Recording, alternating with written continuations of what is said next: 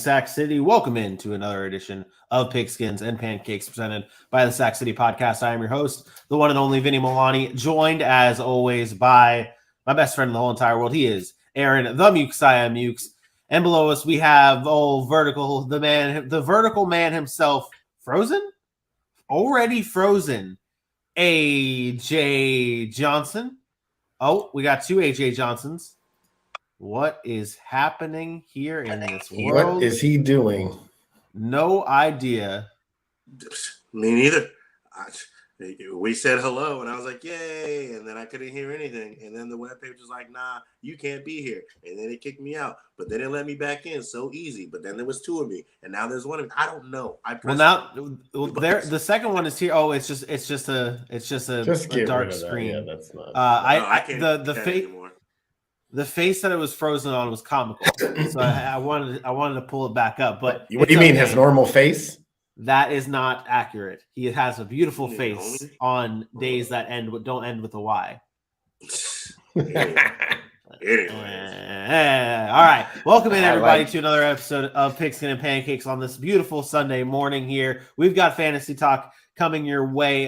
The usual suspects. We've got DFS plays later on in the show. We'll also get into a little bit of Aaron's rankings, which we weren't able to get into earlier on in the week. Of course, we've got starts, sits coming your way, sleepers, lock it up bets this week. If you have any comments, questions, concerns about your lineups today, drop them in the chat. We are here to give you all the answers to help you win your fantasy matchups. Some of you guys may be in fantasy playoffs this week. If you are in the old school 2-week playoff, starts in week 14, 2-week setups, which some people may be in it.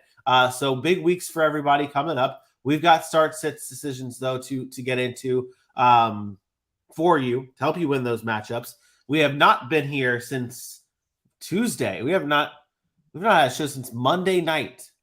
Monday night is the last time we were live here in the city. So it does feel good to shake off the cobwebs and get back down to business. We didn't do a rankings talk this week. So I want to start this show off this way.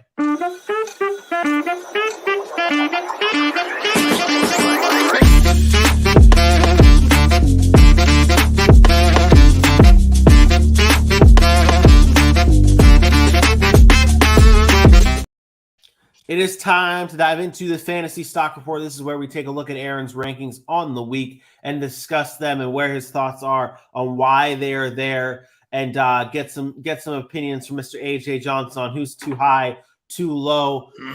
We take a look at the running back groups though for Aaron this week. AJ, do you have the doc open by chance? Yeah. Good, great. Because I don't have full screens for this today because some things. But we're going to take a look at his rankings here. He's got Dalvin Cook at 1, Derrick Henry at 2, Josh Jacobs at 3, Austin Eckler 4, Joe Mixon 5, Christian McCaffrey at 6. And then the other half of that side is DeAndre Swift, Ramondre Stevenson, James Conner, Ezekiel Elliott at 10, Nick Chubb at 11, and Saquon Barkley at 12. And Aaron, I normally like to start off at the top here asking questions, but I'm actually going to start at the bottom of your RB1s with Saquon Barkley sitting at 12 against the Eagles. We're going to get into our injury report later on, talk about who's active and who's inactive for today's games. But as of right now, where it stands with Saquon Barkley, Brian Daboll came out and said it is a pure 50-50 chance whether or not Saquon Barkley plays with his neck injury that he's been battling this week against the Eagles. You have him at 12. What are your thoughts on Saquon Barkley if he plays today? Well, if he plays today, I think obviously his rankings go up. I mean, we're going to be a little bit more encouraged by the fact that he's going to see volume. But you still have to have some concern. If he's a true 50-50 chance to play, I think there's some concern there. It's a neck injury, which could be, sparked at any time. I think that's a big thing. You might have some issues where he starts the game and then he can't finish. So I have some concern. Also, Philadelphia has back now Jordan Davis. They obviously added Ndamukong Suh. and some more interior defensive line help. So I think that run defense is improving over the past couple of weeks as opposed to what it was doing the weeks prior to that. So I think there's some concern there with the matchup, maybe having to be game scripted, and then he just have to rely on him in the passing game. But I don't love the matchup already. I think Philadelphia is just a superior team to the Giants, and I do think they would focus on Saquon Barkley anyways. And you throw that in there, mix that in there with the injury. I don't like his outlook as far as what his ceiling is in a game like that. So his ranking is a result of both the injury. It's a result of the matchup. I don't feel very confident in what he's going to be able to produce today. I still think there's a pretty high floor there if he does play, because he's a guy that does get involved in the pass game. But I think his ceiling is going to be capped either way.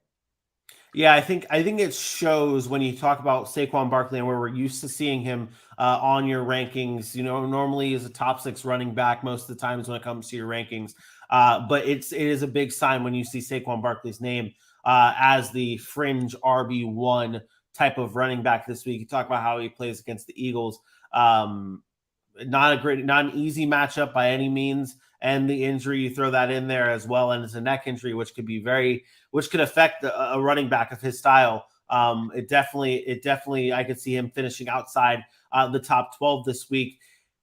AJ, a running back he's got at 7 is DeAndre Swift of the Detroit Lions, who had, I guess I could say, a coming out party on the season last week against the Jacksonville Jaguars, and when I say coming out party, I mean, we finally started to see the fantasy production that we have expected from him since the beginning of the season.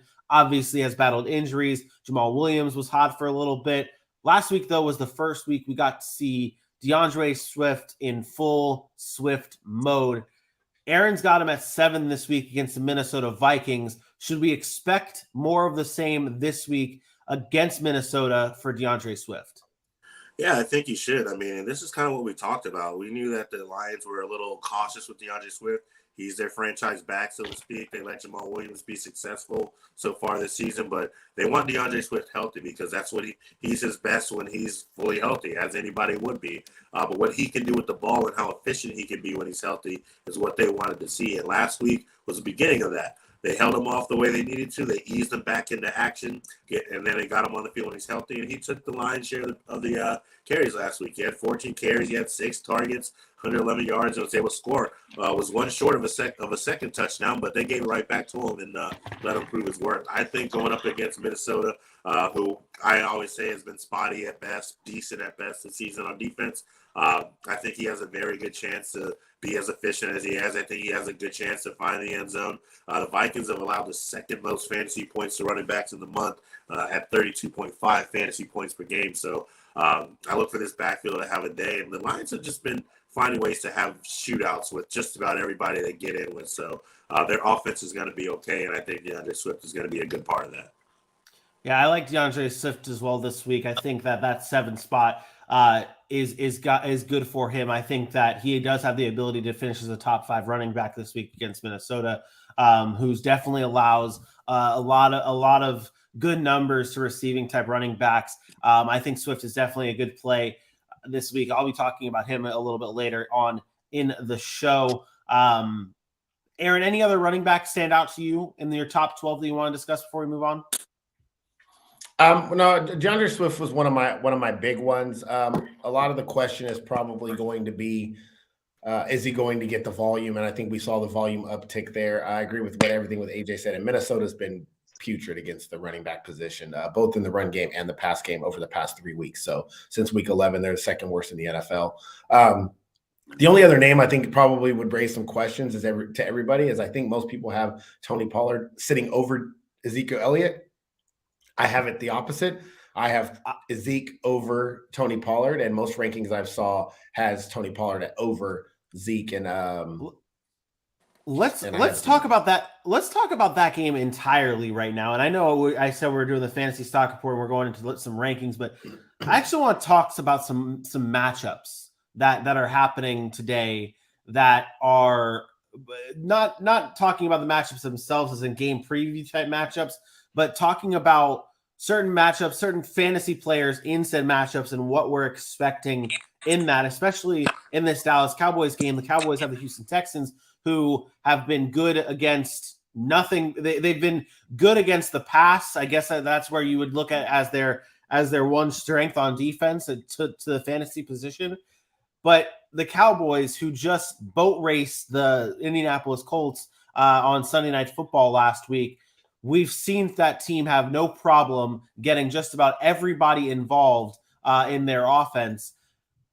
This week, I feel like fantasy owners, you're firing up just about everyone in this Cowboys offense, from Dak to Michael Gallup to Tony Pollard. Just about everyone's in your lineup this week because it's the Houston Texans.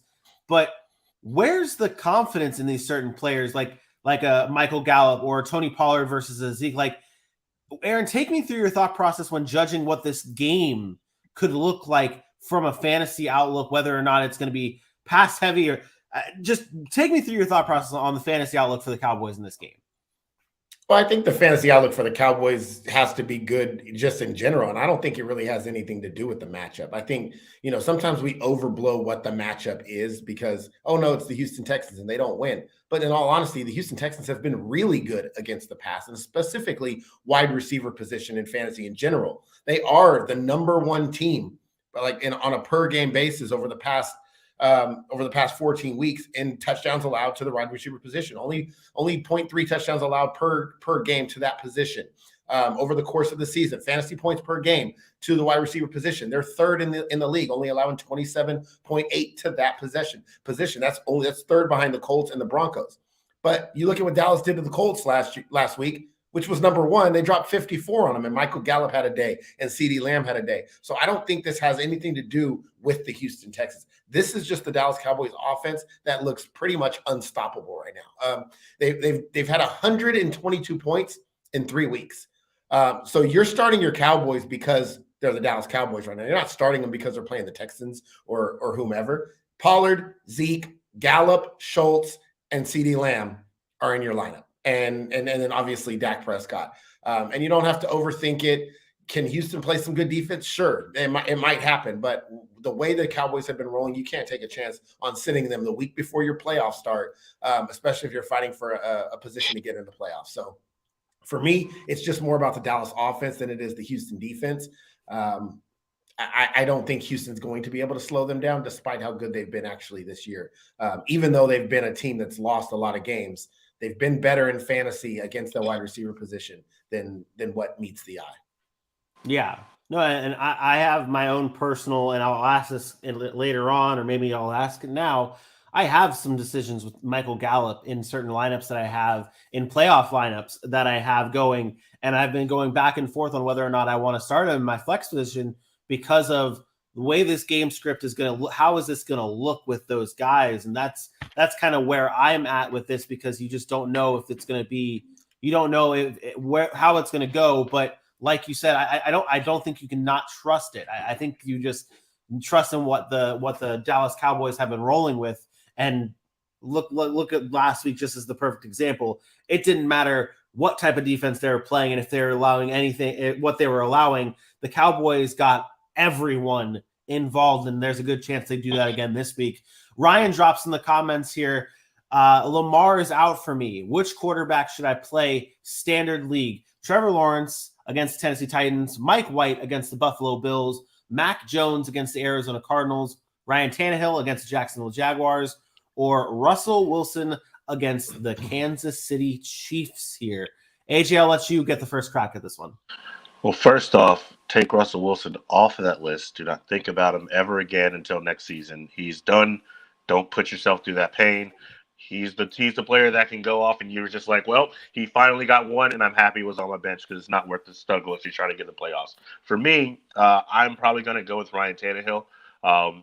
This is one that can be a little scary because we know what Derrick Henry can do against the Jacksonville Jaguars. Sorry, Vinny. That's kind of just what happens. But Tannehill's kind of been consistent as of late. Now, I know that they're down Treylon Burks. I know Robert Woods hasn't been anything. Nick Westbrook has had like 2 games, but luckily for you, they've come in the last 4 or 5 weeks. But this is a type of game against Jacksonville where they can be had. And I think with the amount of carries that Derrick Henry has gotten over the past couple weeks, averaging around 11 or 12, maybe they uptick on a 15 or 17, but Trevor Lawrence and the Jaguars offense has been looking good as well. So Tannehill's going to have to throw, and I think he, in that list, gives you the best chance. You look at Mike White going up against the Buffalo Bills defense that has Tre'Davious White back, a defense that's just been good all season. Mac Jones has had his bright spots, but at any point in time, that shoe can drop, and I just don't trust it. So out of that list, I'm looking at a Tannehill and think that would be the best way to go. Aaron? No, thank you. We're going to disagree here. Look, the answer is Trevor Lawrence, and it's not even a question. Trevor Lawrence has been a top 12 quarterback all season long. That's on me. I didn't even see T-Law. He's been a top 10 quarterback 7 weeks out of the year. He's the number 9 quarterback on the season. It's not close to me. You can play Trevor Lawrence every week and feel comfortable in that Doug Peterson offense. ETN is back. He went out last week, missed some time, and he still finished quarterback 16. I think you fire up Trevor Lawrence, and I don't think you think twice about it. The Tennessee Titans are giving up the most completions, most receiving yards to the wide receiver position. He has 2 good wide receivers, actually really 3 good wide receivers, if you include Marvin Jones, who's kind of the third guy now, but he can fill in and do some work there. I think the answer is Trevor Lawrence, and I don't think it's particularly close. Yeah, I apologize. I definitely missed the T-Law in there. I do apologize, and I would agree. Yeah, my fault. Go on. Yeah, this one's Trevor Lawrence for me as well to cap that off. Trevor Lawrence is the easy answer across the board for everybody here because of what you just said, Aaron. He's been a top 12 quarterback all season long. You can't trust Ryan Tannehill. The ankle injury for Lawrence is a slight concern, but he said he's been good to go all week long. I think the Jaguars this week have been playing it safe with Lawrence before this game. Tannehill doesn't have Treylon Burks either today. Like it's there's no reason. I will say I would honestly if we're picking here and talking about throwing in Russell Wilson's name, I'd pick Russell Wilson over Ryan Tannehill if that were to be my decision. Hell no. There's no Cortland Sutton. No. You're hoping for the best of Greg Dulcich, and they found a way last week, and he was their only bright spot when he hadn't been in over 3 weeks after coming out hot. They don't know what they want to do on offense. 1 week they think they want to run. The other week Russell Wilson needs to be the hero, which he can't do. Russell Wilson can barely get over 9 fantasy points weekly. I don't want that. I don't want that ever. Russell Wilson has had one game, or I'm sorry, 2 games over more than 15 points. No, thank you. Well, Trevor Lawrence it is. There's the easy answer. Let's talk about Q McBride's question here. Flex spot. Gabe Davis, Latavius Murray, George Pickens. Gabe Davis against the Jets, Latavius Murray against the Chiefs, and George Pickens against the Baltimore. Ravens. That's it. Yeah. The answer is easy. It's Latavius Murray.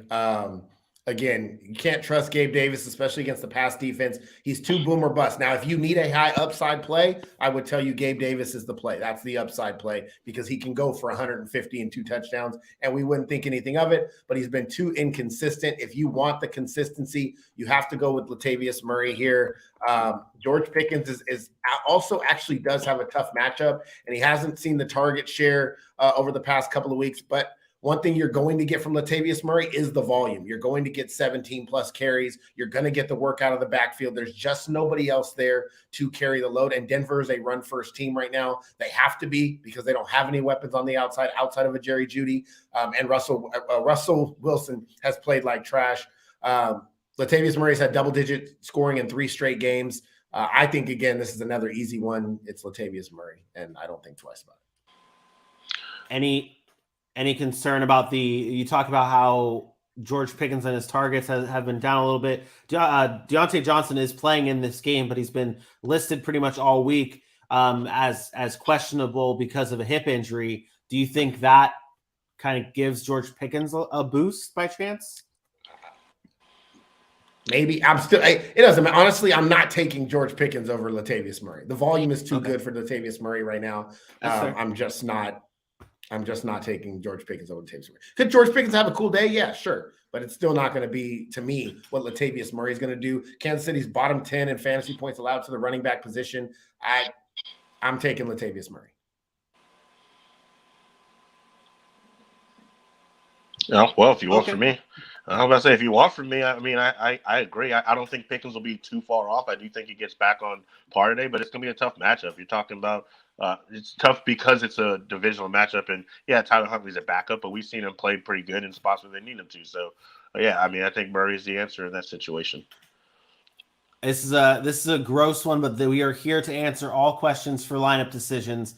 McBride says choose one quarterback to play: Brock Purdy against the Bucks, Deshaun Watson against the Bengals, or Mike White against the Buffalo Bills. What a world! I'll just qualify my answer because you already know my answer. I don't think it's close. It's Deshaun Watson. Yeah. He has the highest upside there, and they all have the same floor. When you look at the fact that you're going to trust Brock Purdy now, week 2 against a good Tampa Bay defense, I don't really trust that. And Mike White, we've seen it. One week it's great, the next week it's not. I'm going to go with the upside play there. I'm taking Deshaun Watson.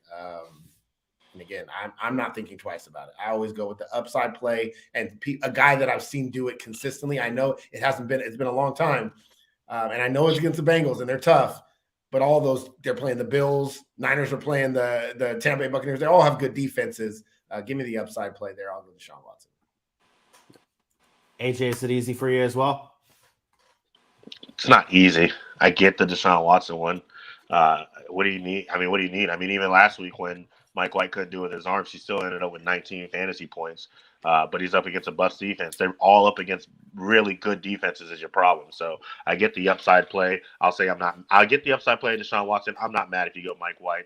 I don't think I go Brock Purdy.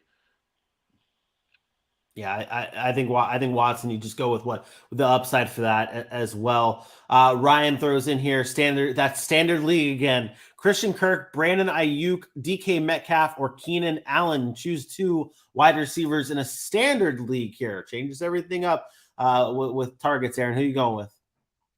I go with DK and then it's a toss up really for me between Brandon Ayuk and Christian Kirk. I know that Keenan Allen is appealing, but Keenan Allen's not a big touchdown guy. He doesn't score a lot of touchdowns. He gets in every once in a while. Mike Williams back. I think he's the touchdown guy. Gerald Everett in the red zone. Austin Eckler, obviously. I probably lean Ayuk and DK here. Kirk would be close to Ayuk, but I probably lean DK and Brandon Ayuk. He's been a pretty good red zone threat. The only thing you worry about with Ayuk is the quarterback play, which might make you lean at that point Christian Kirk. But I think you have to say DK, and then it's one of those other 2 guys. Yeah, I think I go DK, and then I think I would take Christian Kirk. He's been the go-to for the most part with Trevor Lawrence. Obviously, Zay Jones has his bright spots too. With Ayuk in the standard league, yeah, you are hoping for that touchdown. And yeah, Brock Purdy played okay last week, but they made the game plan very simple for him. They peppered targets underneath to Christian McCaffrey and Deebo Samuel, and they may decide to do that again to make sure Mr. Irrelevant does not lose them in his bright spots. So I think I would go Kirk in this one, and DK to me is the easy answer. Okay. AJ, Jalen Waddle or CeeDee Lamb today? Jalen Waddle against the Chargers in that same game we were just talking about, or CeeDee Lamb against the Houston Texans? I'm going CD. CD's the ipso facto number 1. They've got a really good matchup, and they should be able to do whatever they want in this game. Jalen Waddle should be good. Is good to go. I guess he practiced full all week, if I'm not mistaken. But there's always a Tyreek Hill of that, so you're hoping that he has to break one to put up what CD is going to be forced into, basically. So I go CD Lamb here on this one. I think I'd go Jalen Waddle here. Not to throw my opinion out there, but I think I'd go Jalen Waddle over CeeDee Lamb here. Just because I think it's going to be a very high-scoring game between the Dolphins and the Chargers, and I think Jalen Waddle is going to be in on that as well. I really do. I am on that side of the concern of the game script for the Cowboys against the Texans, and I know we just saw it. It didn't matter what the game script was. It's the same thing with Miami when they played Houston. Game script don't matter if you're putting up 4, because if you put up 35 in the first half and you're blowing them out, somebody's got fantasy points. Like, it doesn't. I mean, somebody scored those fantasy points. I think that the issue I have here is Waddle's been injured. I know he doesn't carry an injury designation this week, but he's been in and out of the lineup. He's only played about 50% of the snaps, 50 to 60% of the snaps over the past couple of weeks. The weeks prior to that, he hasn't really been that good. If you look over since week 5, he's had that one explosion against Detroit. And for everything else, it's been kind of pedestrian. I mean, it's been decent, but it hasn't been the level of what I think CeeDee Lamb has been. CeeDee Lamb has been each and every week a top tier wide receiver. Like he's each and every week it's been, I mean, if you don't count the Minnesota game, which was a blowout, he's been wide receiver in the top 10 wide receivers. So I think CeeDee Lamb is getting better, and I think Jalen Waddle has kind of fallen off. And I think I'd go CeeDee Lamb here. And again, it's one of those ones I don't think it's really that close. Wow, lots of easy answers for you today, Aaron, huh? Lots of easy answers. We come back after missing a few days, and you're just saying everything's easy here. Everything that time is to easy. reflect.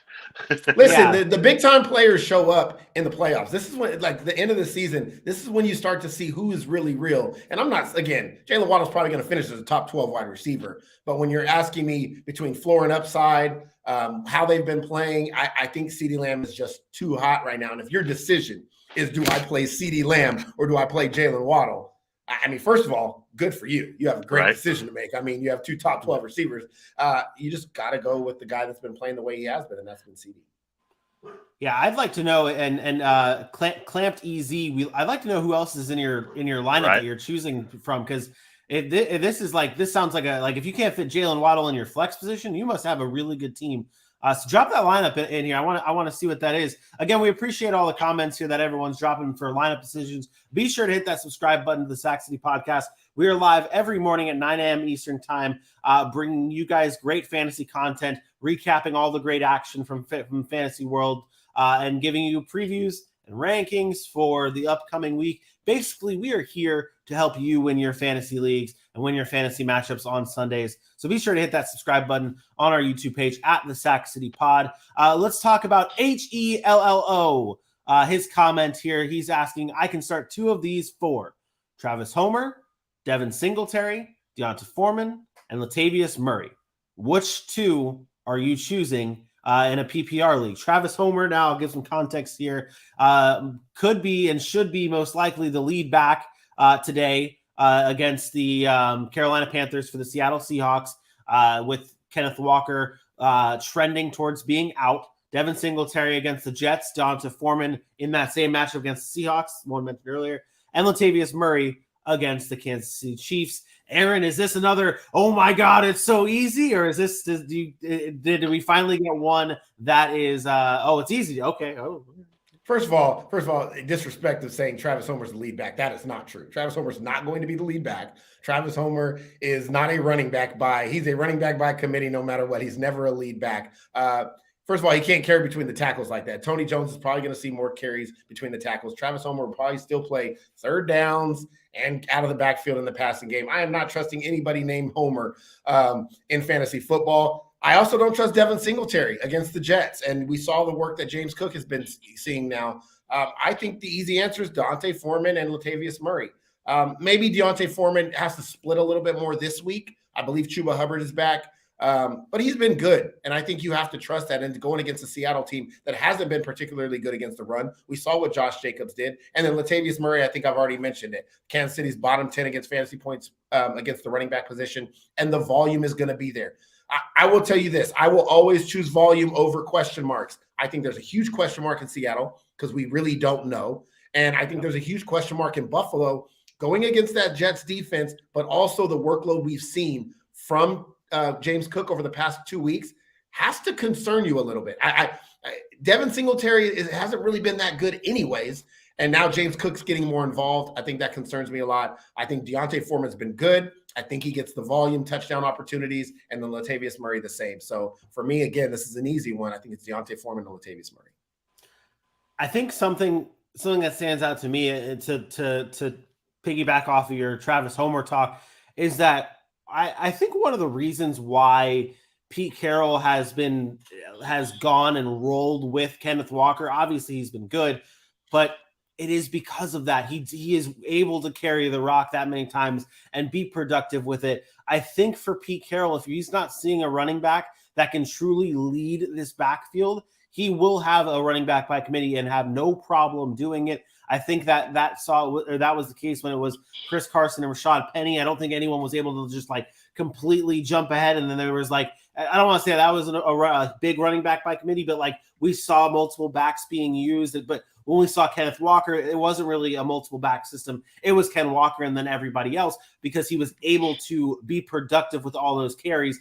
I don't know if Travis Homer goes in that direction. I don't think that he carries. I don't think. Let me add some context to that. Running back.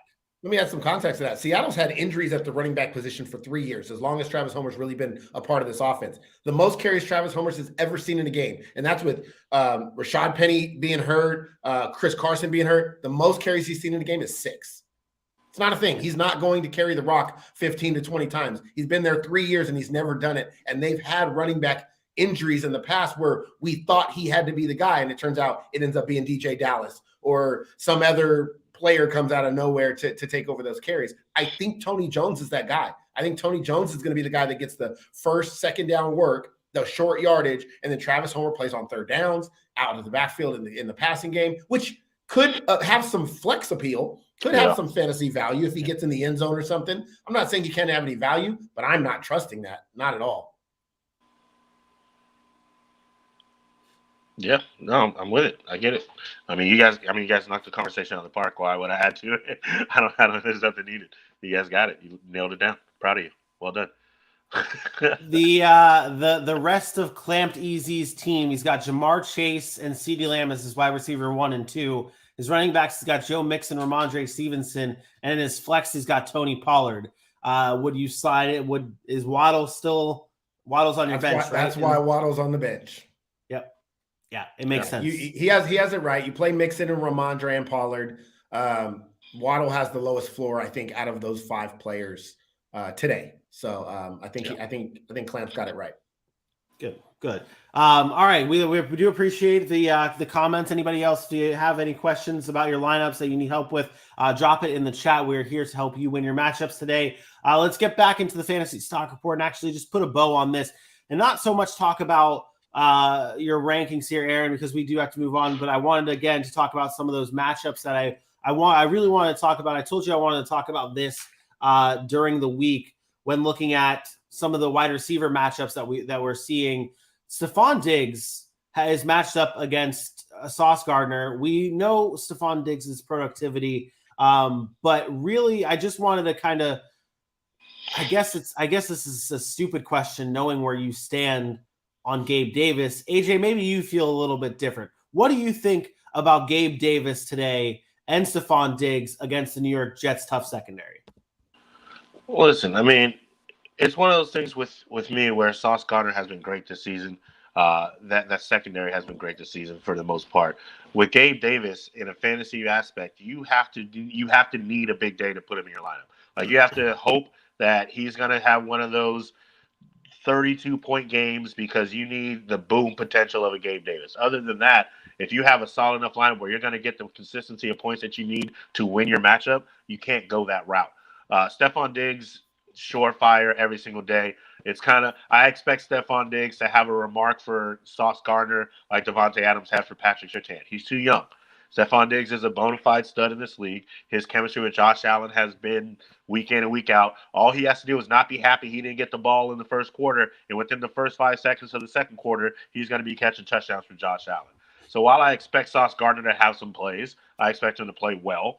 He's shown that he can play at this level. I expect Stephon Diggs to win this matchup with Gabe Davis. If you need that type of boom potential to win and get in the playoffs, and that's your only hope, that's the dart you throw. Other than that, you're staying away from that. And Aaron, I know where you already stand with this Gabe Davis talk. Yeah. I have a decision today between fade Gabe Davis. Honestly, I told you I fade Gabe Davis for the rest of the year because you can't take a chance on him costing you your fantasy championship. It's just too boom or bust. This is not even just like Mike Williams boom or bust. This boom or bust is just, it's bizarre. He doesn't do anything. He doesn't have 10-point games. He has 22, 34. Like, it's just not good enough. He's been a little bit more consistent over the past month in what he's what he's got. He's got 6'5", 4-catch game, but it's just not good enough for me. I'm fading him just about in every position I can. I like the guys that I can trust a little bit more. Now, remember, we're talking 12-team leagues, everybody. Like, so if you're in one of those 14, 16, yeah, you probably ended up playing Gabe Davis because you got slim pickings. But in a standard PPR 12-team league, yeah, that you need that boom potential to really be like, all right, I hope today's the day. And you never really know. And to be consistent on what we were talking about last week, we were all fading Adam Thielen last week because the matchup with the New York Jets as a wide receiver 2. It's no different this week with Gabe Davis. It's no different. The matchup is tough for any wide receiver 2 versus Stephon Diggs. You temper those expectations a little bit, but he's still Stephon Diggs. It's still Josh Allen throwing him the ball. You never take him out of your lineup, and you have full confidence every week to throw him out there. That does it for our fantasy stock. Let's talk about guys we're starting this week and guys we're sitting who are loving and who are hating in week 14. Aaron, I'll let you. I'm not going to let you start us off because we've got a question from Chunky. Chunky comes in here with a question. He's got a playoff matchup this week. I have to win my playoffs this week. I have to start 3: Amari Cooper, George Pickens, Juju Smith-Schuster, Adam Thielen, and DJ Chark. Can I just say we got to be more progressive fantasy owners, fantasy commissioners. Like, Chunky, this is not your problem. We cannot have fantasy playoffs when teams are on bye weeks. This is ridiculous. Fantasy community has to be better than this. If you're in leagues like this, push your commissioner to change the settings. The bye weeks go through week 14 now. We can't be having bye weeks and have playoff matchups. It's not a thing. It's uncalled for, and it's honestly downright disgraceful. But Chunky, it's not your fault. Unless you're the commissioner of the league, then I got a problem with you. But it's not your fault. You got to start 3. It's tough. These guys are like all middle of the road. I'll be honest here. I like Thielen. I like Juju. And I'm a believer that Amari Cooper has just been too good this year to bench him. So I'd probably go Thielen, Juju, and Amari Cooper. So even with Cooper's hip injury and being a true game time decision? I mean, if he doesn't play, you're obviously not playing. I get that part, but if he plays, he plays. Like, if he plays, I'm fine with it. So I slightly I don't believe in guys. Remember, I told you this. If you're on the injury report and you decide to play in the game and you're one of my dudes, I'm gonna play you. Because I have to assume that you're good enough to go, and that's it. It's not.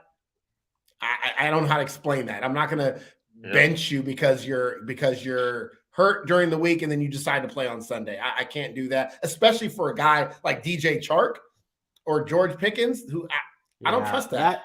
I think that's not enough. I think that's where it would come into play here with benching someone like Amari Cooper or Juju or Adam Thielen for a guy like Pickens or DJ. Definitely, DJ Chark's off the list. It's your fantasy playoffs. You're not starting DJ Chark over any of the 4 that are before him because of. I mean, I don't have the wheelbarrow for my nuts to put myself out on the table for that one. Okay, like that's not a type of move I can do and I can trust this week with DJ Chark against the Minnesota Vikings. I would lean Thielen, Juju, and Cooper just because it's your playoffs. You drafted these guys for a reason, and obviously draft status is out the window, but these guys have been the reason why you're here. Stick with them. If you lose, it sucks. I don't think you're losing if you go with our advice, though. Amari Cooper, Juju, and Thielen, I think, have the highest floors. But also, you get guys like I think Juju and Amari Cooper have still higher ceilings than George Pickens right now, and DJ Chark definitely. So you're taking the high floor and the high ceiling guys here over dart throws. Really, you're hoping George Pickens has a good day. You're hoping DJ Chark has a good day. I'm not resting my playoff hopes on hope. I'm going to go with guys that have been consistently good, and I'll go with those 3. AJ, were you saying that you'd go Pickens over Cooper, I wasn't. I mean, that would be I wasn't saying that, but out of those names, that would be the only person I would have considered that because I do think over which one? Over the DJ Chark. So like if we were deciding that Amari Cooper wasn't healthy enough, or you didn't trust that he'd finish the game, or he's forcing his play, Pickens would be the only person in that list that I would decide over that with Juju and Thielen, because I do Well, think yeah, Pickens I and agree Pickens can get there. back together.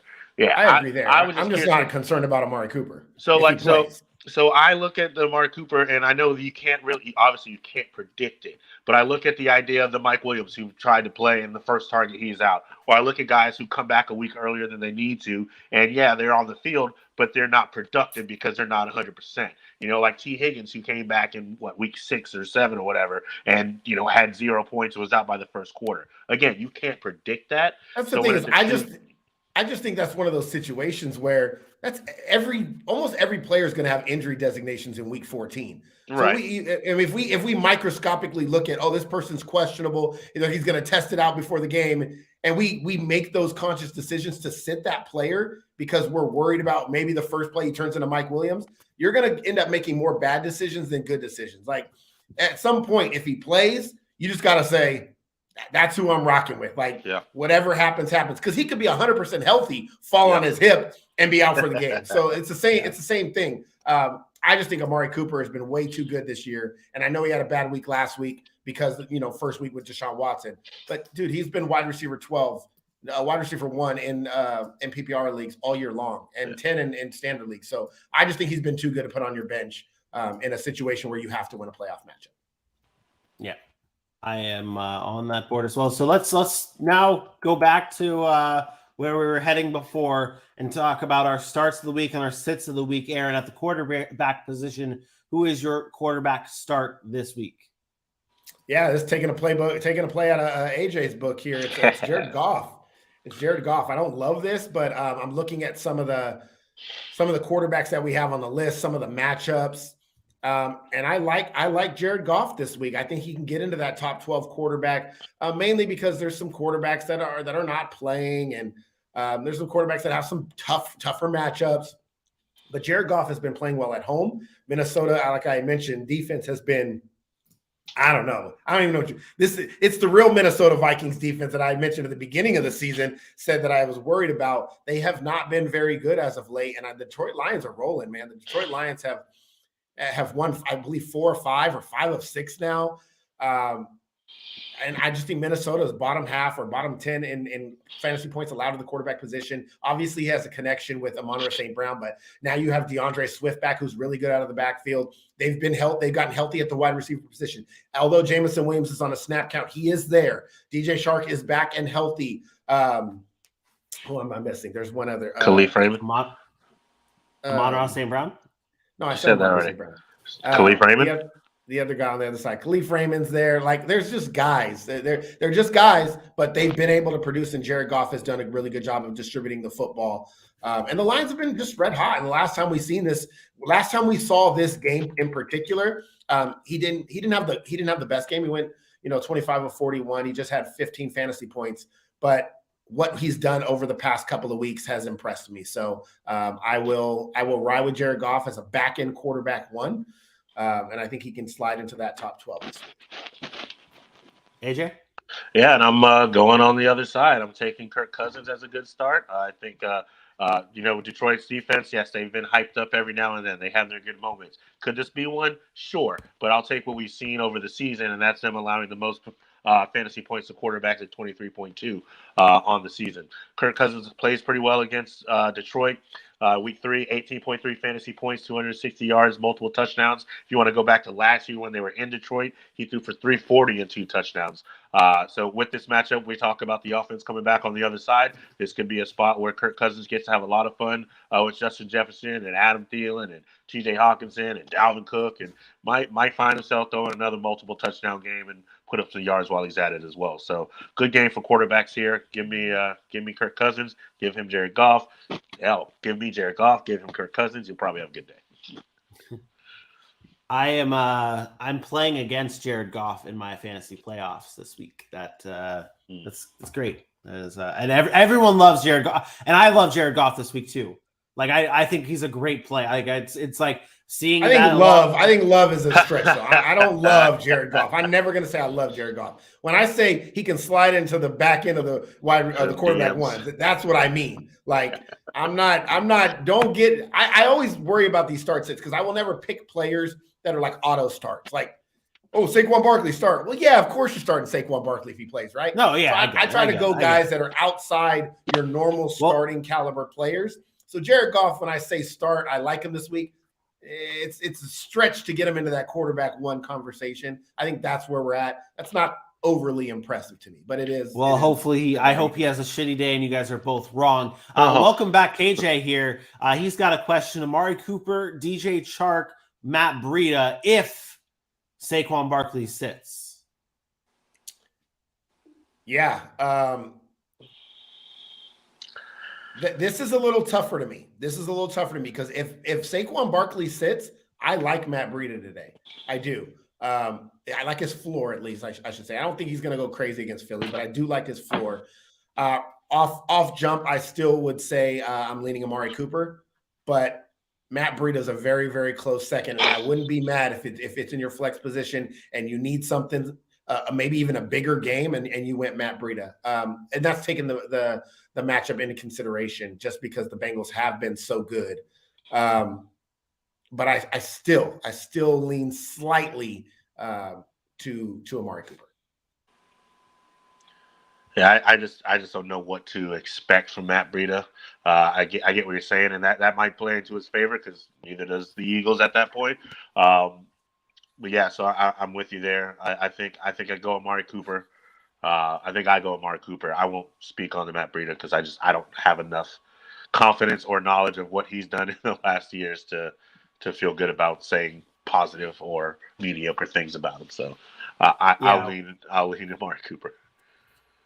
I mean, we've seen in the past good fantasy production from the RB2s that have come in for Saquon Barkley. I mean, we talk about Wayne Gallman last year was a pretty big fantasy player. When Saquon Barkley went down, you could see more of the same when you look at Matt Breida. But I think, again, you still lean Amari Cooper, especially in a full-point PPR league, and just put your faith in that Browns offense having another week under their belt with Watson and Cooper and them to start figuring it out. Evan comes in here, 2 sit starts here, half PPR, DJ Moore, Juju, and Kyler or Deshaun Watson. Let's start with the wide receivers here first, AJ, and I'll send that your way. DJ Moore or Juju Smith-Schuster. DJ Moore against Seattle, Juju Smith-Schuster against Denver. Yeah, and for that reason, I'm going with DJ Moore. Denver's got a great defense, got a great secondary, and we know Patrick Mahomes will spread that ball around while Juju has a great floor. You know, he likes the Watsons of the world. Obviously, Kelsey's going to get some run. DJ Moore was bad when Baker was in. He's normally pretty decent when you got somebody else. We saw what happened when P.J. Walker came in. Immediately, DJ Moore put up, 18 points, something like that? Don't quote me on the number, but you get the point I'm saying. With Sam Darnold in there last year, he had a 29% target share, 9 targets a game. I like DJ Moore over that because he's going to be the go-to receiver in that offense. It should be him, Deontay Foreman, maybe a little Chuba Hubbard as far as offensive weapons go. So I'm going to go DJ Moore for the wide receiver. Yeah, I agree with that. DJ Moore first game with Sam Darnold this year, 20 fantasy points. Just saying. Baker Mayfield was the problem, not DJ Moore. DJ Moore is a really good receiver. I like DJ Moore in that matchup against Seattle, who gives up like 38 points to the wide receiver position. And then for the quarterback position, I think this one is easy as well. You take Kyler Murray here. It's Deshaun Watson. If you have both, that's great. You get to see Deshaun Watson on your bench, see if he can get his kind of mojo going over the next couple of weeks as you get to the playoffs. But Kyler's been that guy. Kyler is a high floor fantasy guy because of his rushing ability. So I think that one's easy. I would not be scared of New England's defense. As a matter of fact, let's remember what Justin Fields did to New England's defense, who's a very similar quarterback to Kyler Murray, obviously a little bit bigger, but as far as being able to run and throw, take Kyler Murray there. And again, don't think twice about it. I think in this situation too, when you do have Kyler and Deshaun Watson both on your team, like you said, Aaron, you're sitting and watching Deshaun Watson find his rhythm while he sits on your bench. You're very fortunate enough to have Kyler Murray as your quarterback. Do not force Deshaun Watson into your lineup for the next coming weeks until he shows that he can be until he shows that he can be that quarterback one that we're hoping to see, that guy that we're hoping to see, because Kyler Murray has been able to be that. And there's no reason to take that risk when you have Kyler Murray. KJ throws in here, he lost Lamar starting Goff this week. Who is a good streaming quarterback next week, first round of the playoffs? Does anyone have just a tidbit, a tidbit for KJ? Obviously, KJ, you're going to have to come back here next week or watch us on Tuesday, or when we do our waiver shows. Maybe we'll talk a streaming quarterback for everybody on Tuesday's show. I'm trying to. I did pull up the schedule. I'm trying to pull up the schedule, but I haven't looked deep enough into it, so I honestly can't answer that question today. I would have to go look. I would have to look a little bit further as far as what quarterbacks play next week, who's playing who. But if you check us out Monday and Tuesday, like I said, I will drop waiver wire targets, and I'll make sure that I address quarterback questions on that day to let you know who I like next week, especially once I kind of get down into the schedule. But I haven't looked hard enough at it to even know who's playing who. Facts. Yeah. I think another thing is, I don't mean to shameless plug, but I do mean to shameless plug. Be locked into our social media pages as well, especially TikTok and our YouTube page for shorts that'll come out as well regarding this topic. I think that's a good one to post on our social media. So stay dialed in on our pages to get that answer later on in the week. And of course, KJ, we've seen you here before, buddy. We appreciate you tuning in. I will tell you, the guy you picked up this week, great option for this week. Next week, he's not a great option because I know they play the Jets next week, and I would not play him at New York against the Jets. So you will be looking for somebody. If Lamar's out until that Christmas Eve game, you will need to find somebody else. But once I look deeper into that schedule, come back. Like I said, I'll drop something on social. Yeah. I think I think as of right now, like just some surface level quarter, like do you maybe Mike White against the Lions in that same matchup? Oh, he wants to pick him up. He wants to pick him up this week. I got you. Yeah. You know what? Let's help him out. I got time. Right, I got time. I got nowhere to go. Right. I got nowhere to go. So I got time. I'll run through the matchups here and the players that are likely on the waiver wire just for everyone here. You got Brock Purdy against the Seattle Seahawks defense. Matt Ryan against Minnesota. You got stop me when there's a quarterback that you like. I'm just gonna keep rolling here. I'm looking at him. You got Desmond Ridder potentially against the New Orleans Saints. Andy Dalton against the Falcons in that same game. Mike White against the Lions. Kenny Pickett maybe against the Panthers. He might be out there still. Sam Darnold against the Steelers. I doubt Trevor Lawrence is available because if you're choosing between those guys, I feel like Trevor Lawrence wouldn't be available. But if he is, he's got the big game. The big game next week, boys. Dallas and the Jags. You got Kyle Allen against the Chiefs. Back to Davis Mills. If they go back to Davis, So let me save you some time. Let me save you some time from running through all these teams because the rest of the teams are the rest of the team. The answer, honestly, is it's Andy Dalton if he's available. If Andy Dalton is out there, you go get Andy Dalton right now, and he might not be out there, but if he is, that's the answer. It's Andy Dalton against Atlanta. Yeah, rookie quarterback on the other side. Saints defense probably creates some extra turnover, some extra possessions there. Atlanta's pass defense is not good. I like Andy Dalton. If you can get Andy Dalton this week, go get Andy Dalton.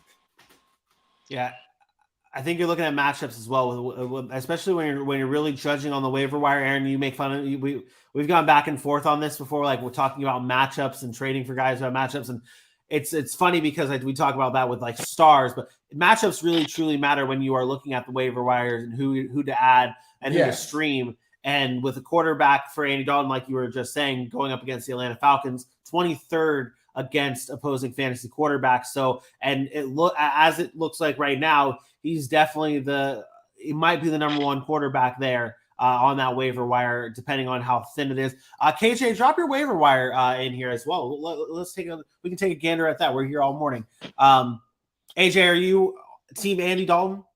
He's probably team Desmond Ritter. I know he's. Well, I'm 100% team Desmond Ritter, but I'm not going to say it for this matchup. What do you mean? I like Andy Dalton. I also like the Mike White of things. I mean, he's played decent. No, he didn't get in the end zone last week. You're going up against Detroit, and you have Garrett Wilson who's played well. Corey Davis has been back in the fixture. Mike White wouldn't be a bad choice for me either if he's still out there against the Detroit Lions. White. I'm just waiting for that. I always do this on the show, say that I'm waiting for the shoe to drop with things. I'm waiting for that one game where where Mike White, we're like, okay, he's Mike White, okay? And really, I'm not saying that so much for Mike White, more so I'm saying that for Garrett Wilson. I'm waiting for that game where Mike White shows he's Mike White, and we don't see a big day from Garrett Wilson. But that's neither here nor there. Let's talk Sky Empire's question here. Debo or Travis Etienne for his flex, full PPR. Travis Etienne had that game back last week, returning from an ankle injury the prior week. He gets Tennessee. Debo against Tampa Bay, flex position. AJ, full PPR. I'm liking Debo Samuel. I think, again, I know what Travis Etienne's been able to do, but I think they're going to simplify this game plan for Brock Purdy. Get Christian McCaffrey, get Debo Samuel, get them the ball early and let them do their yak thing. And 10 targets last week for Debo Samuel once Brock Purdy came in. 9 of Christian McCaffrey's 10 targets last week came from Brock Purdy. I think that's going to be their game plan again. Hit them low and try to run the ball and make it easy for them. So I like Debo Samuel in this look. ETN for me. Debo Samuel is just not – he's not the same with Christian McCaffrey there. He's not the receiver because he has to score a touchdown. And I'm not saying he's touchdown dependent, but that's the only way he has those big days now is he has to break one of those bubble screens for a touchdown. And this is the NFL. It happens. He's good at it, but I'm not banking on that. He really hasn't been that impressive to me. I also think they rely on the run game more. I do think he actually gets involved in the run game this week, but if he doesn't get in the end zone, it's going to be tough for him to score, have that ceiling that he's used to having. You look at this fantasy season, his best game has been 23 points. He's only scored over 20 twice. Debo Samuel in this offense right now is not last year's Debo Samuel. This is what I was talking about. When you are going to pay a guy, this is what happens. Josh Jacobs is a contract year. You think Josh Jacobs is going to do this again next year? No, sir. Money breeds a lot, right? Zeke did it when he was getting paid. Guys show up when they want to get paid. Every other time for that, they want to temper the expectations of what they do with Debo Samuel because they want to keep him healthy. I think they have so many weapons on the 49ers offense that, yes, he could have a good day. But give me Travis Etienne here. I know he struggled last week. He fumbled. But I think his floor is just too high in that offense. He's the only running back worth the damn. Look, they cut Darrell Henderson already. Like I told you, it wouldn't be a thing, and they already cut him. To me, it's Travis Etienne. It's closer. This is not just you pick him. But I think with the rushing and receiving upside of Travis Etienne, the touches alone for me give him the more value in this week. And I know he's playing a Tennessee defense that's pretty tough against the run, but out of the backfield, I think he can have some value there. It's Etienne for me. Yeah, I think when you look at it, you see the matchups as well. The Debo against the Bucks, who are 12th against opposing wide receivers in terms of fantasy points allowed. But the running back position for the Titans, they're one of the best against the running back position. But when you look a little bit deeper, you think of what Travis Etienne is. The Jaguars love getting Etienne involved in the passing game, which I think is going to happen today against the Titans in a game. Now, don't laugh here, but the Jaguars are not mathematically eliminated from the playoffs yet. And Doug Peterson has his guys motivated and pushing. And in a big-time game against Tennessee Titans here, especially after getting shit pumped last week to the Detroit Lions, I think you see a better offense this week from the Jaguars, and Travis Etienne being a big part of that because, like we talk about all the time, if you're going to be the Tennessee Titans, it's at the wide receiver position, but it's at the pass catching position, and that's what Travis Etienne can bring. I would lean Travis Etienne more so than Debo Samuel. To add context to what you're saying again, Tennessee is not good against pass catching backs. As a matter of fact, they allow almost 50 yards a game, which is bottom 7 in the league and in the NFL in receiving yards allowed to the running back position. They allow 6 catches a game, over 7 targets a game to the running back position. So we know what Jacksonville wants to do, and we know who that weapon out of the backfield is Travis Etienne, and that is where Tennessee can be exposed. On the other hand, you have Tampa Bay. Let's be honest, Tampa Bay has a good defense. They just play everybody tough. For whatever reason, it doesn't always look pretty, but they're also, again, top half of the league in fantasy points allowed to the wide receiver position. And I know Debo is a little bit different because he catches those bubble screens, but Tampa Bay has some dogs on that defense. And I figure that game is going to be a lot lower scoring than what we're going to see from Jacksonville and Tennessee. Aaron, so we have 2 questions loaded up. AJ, I'm going to give you the Travis Homer or Robert Woods question in a second. But Aaron, I want to get you to answer this one because of who you have. You have one of these quarterbacks at number 1 on your quarterback rankings this week. Yeah, and it's probably closer than I have it ranked. But I think his floor is super high this week against Cleveland. I think this is a bounce back game, even though Cleveland's had their way with Cincinnati. They've been some high scoring games in the past. I love Joe Burrow today, and I know. Shock the world, everybody. Aaron is giving the Bengals some love here today. I love Joe Burrow today. I love Jamar Chase today.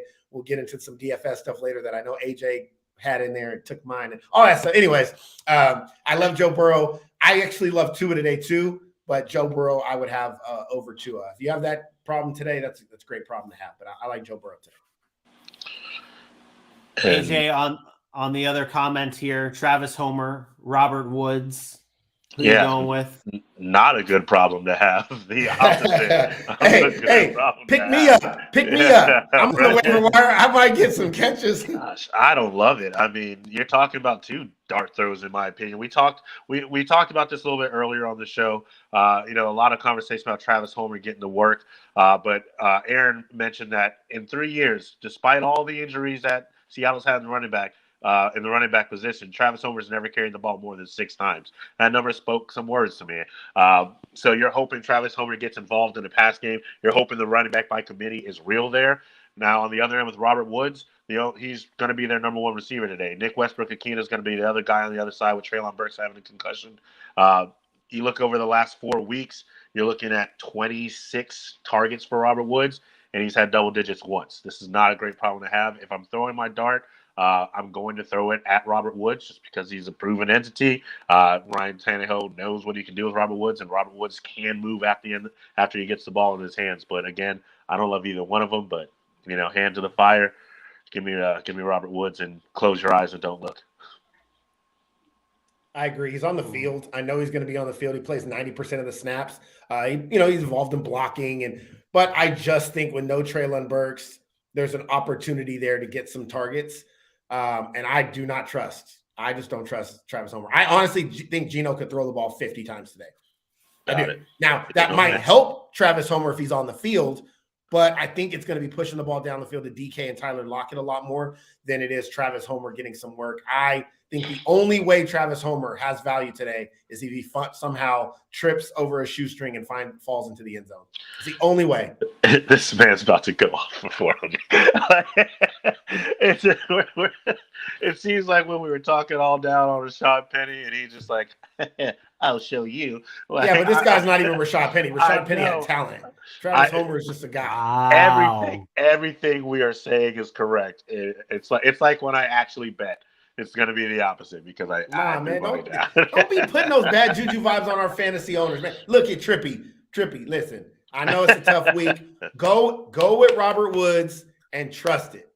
K9 is out. I still have Jay Jettis. You got this. Those are great matchups. Jay Jettis and King Henry, great matchups. You got this. Yeah. You winning today. Yeah. You winning today. Yeah, you got this. You got this. You said it's Trappy. Is it Trappy or Trippy? It's the X is in there. Trippy. The X is there. It could be Trippy Productions. It could be Trappy Productions. We Trippy, man.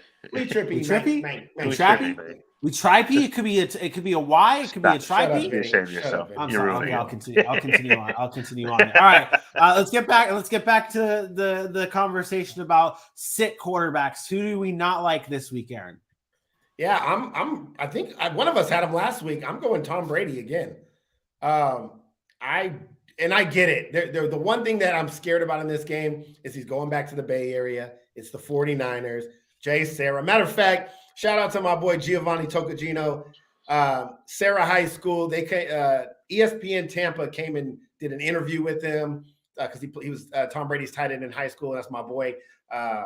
But look, Tom Brady back in California, that's all great. But he's going against a Niners defense that might be generational. This Niners defense is legit.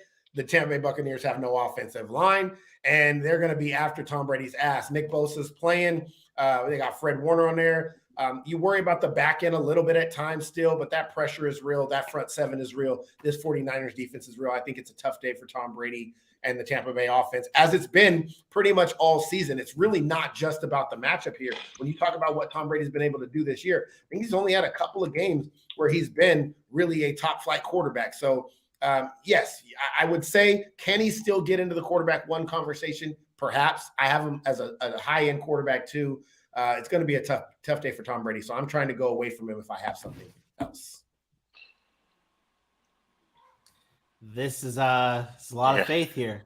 Yeah. This is it. Bruh, this is it. This is what I'm here for. I say things with conviction. So I'm not AJ where I'm like, Homer, Robert Woods. Nah, listen, we go hard here. And you can come back next week if I cost you your win next week. If Travis Homer is the reason, and I told you play Robert Woods, and the reason you would have won would have been Travis Homer, come back here and I'll own it, man. I'm willing to do that, but more times than not, I'm right. This man, so. This man said I'll own it. I was very, very solid in saying. No, you and Dylan always got to throw it in. Oh, this is the game that Travis Homer's probably going to go off. I straight up just started laughing. We don't do those negative vibes, bro. We don't do those negative vibes. That would be a very positive thing. That'd be a very positive thing for Travis Homer if he gets to have that type of day. Where's the negativity? You keep that negative juju. Negative juju on your side, bro. We don't do negative here. We win in our championships. Let's go, Trippy Productions. Let's get it. Never said he can't win it. What? You're just putting words out there that were never said by me. I'm not a fan of that. Just saying. Sit quarterback for me. Oh, the Vinny. What happened to Vinny? Vinny just left the entire stream. I was like, I'm out of there. Trippy got us tripping. I don't know what happened to Vinny. I thought he was trying to put us in solo. I'm like, we don't need all that. I was like, what? I clearly moved on. I don't connection. I don't know if it's my connection that's bad, but like both of you started like freezing and skipping and doing a lot of this. So maybe it was definitely just me. So I was like, you know what? This is probably me. Man. So Trippy Production got you trippy, man. hey, what you producing over there? What you producing? Let's have a collab. Make sure you hit that subscribe button though. All right, back to he already subscribed, fool. Hey, I don't know. You don't get the notifications? I don't get the notifications. Oh, 7 minutes ago, Trippy the dude. Hey, shout out Trippy Trappy, okay? Shout out Trippy Trappy. We appreciate it. AJ, what quarterback is sitting this week? All right. So this one I went with is a guy that a lot of people who are streaming have looked at. He's had some good matchups as of late. But this week I'm fading and sitting Daniel Jones as a streaming option QB. He's going up against, again, a defense I've been on all season, a very good defense in the Philadelphia Eagles. It's going to be a tough game. I know it's a divisional matchup, but you're looking at a defense that's allowed 10.5 fantasy points per game over the season and only 11.6 in the last month. On top of that, if Saquon Barkley isn't fully healthy, they're going to be asking Daniel Jones to do a lot more, and that might be where you see him become somewhat of the Daniel Jones of old. The Eagles can force turnovers. The Eagles can get after the quarterback. If Saquon doesn't play, I think you're in a very bad spot. If he does play, I think you're just slightly better with Daniel Jones, and it's not good enough going against the Philadelphia defense. So I'm looking to sit Daniel Jones this weekend. If you're looking for a streamer, go out there on the waiver wire and find somebody else. You can do it. I have faith in you. You can do it. You can do it. Yeah, we're definitely gonna have to get a streaming quarterback segment of the week here, and somehow on social media or on the show, we have to make that happen. We're starting to really get into that territory here. Wide receiver, running backs, we love. Aaron, we talked about this one earlier for you. Tell us about Latavius Murray. Yeah, I just love the volume that Latavius Murray has seen since coming to Denver. Obviously, the release of Melvin Gordon, he's not a thing anymore. Yeah, they got Mike Boone there. They got some guys, but it's really Latavius Murray's backfield. He's a great red zone option. They're getting him involved in the passing game. He's seeing some targets in the passing game as well. I think he's had 4 targets. Or at least 3 targets in 3 of the last 4 games. He doesn't get a lot of volume with that as far as like yardage with that. But hey, I'll take 3 or 4 catches from Latavius Murray. That's an extra 3 or 4 points. And then if he gets his way into the end zone, he has a 20-point day. So it's been in double digits 3 straight weeks. I like the matchup with Kansas City. I think Denver wants to run the ball. I think you're looking at Latavius Murray as a solid RB2, back-end RB2 option this week, which, again, I know people are not going to jump for joy for, but let's be honest. Running back positions are hard to find guys to produce double-digit points each and every week. Latavius Murray can get you that. You need RB2s in your lineup.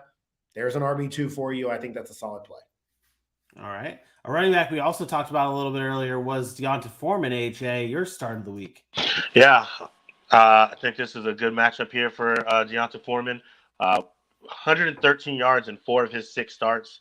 Had himself a day after a day after a day. He's a powerful runner.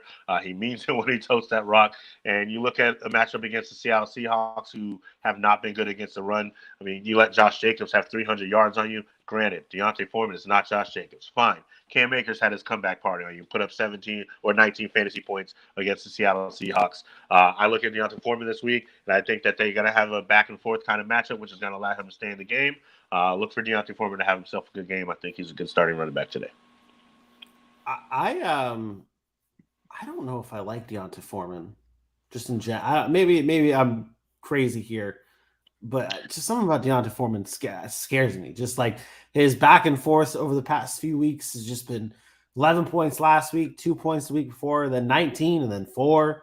Like, yeah, look at the matchups. He's a matchup dependent running back. Cincinnati and Baltimore shut him down. Makes sense. Right. But look at Atlanta. Look what he did. Tampa, Atlanta, Denver. Even Denver, who has, by the way, Denver's run defense is not very good. Yeah. It hasn't been good over the last 4 weeks. They lost Bradley Chubb. 5 straight games of 100-yard rushing performances. So that defense is a little bit skewed. But yeah, he's been good against bad teams and bad against good teams. That's D'Onta Foreman. I trust you. AJ. The volume will be there. Yeah. You don't have to worry about that. He'll get the volume because I don't think there'll be game scripted out of it. Carolina's defense is real. They're going to give Seattle some troubles offensively, especially with no running game. I think that game is closer than probably people think it is going to be. Carolina's found ways to do that too all season. When you're ready for them to blow out, they beat Tampa. When you're ready for them to lose, they keep it close with Baltimore. You know, they've done that all season. I believe I saw this stat the other day, and it might be a little bit off, but I'm pretty sure since Steve Wilkes has taken over as the head coach of the Carolina Panthers have had a top 5 rushing offense in the NFL since Steve Wilkes took over. Is that what you say? You say Steve Wilkes?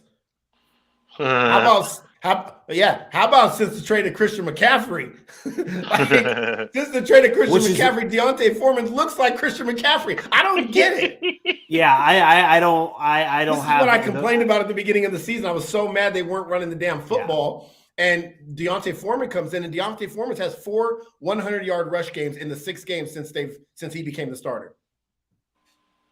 Like, yeah, it's It's just like it's similar to what you were talking about with Javonte Williams. It's like you have this great running back here.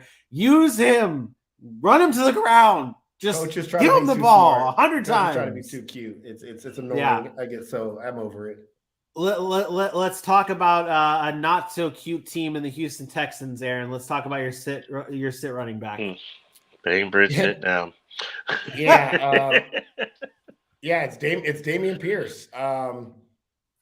What is there really to say? The Dallas Cowboys score a lot of points, forces you to throw the football. They're 5th best in the NFL against the running back position, only allowing 19 fantasy points per game.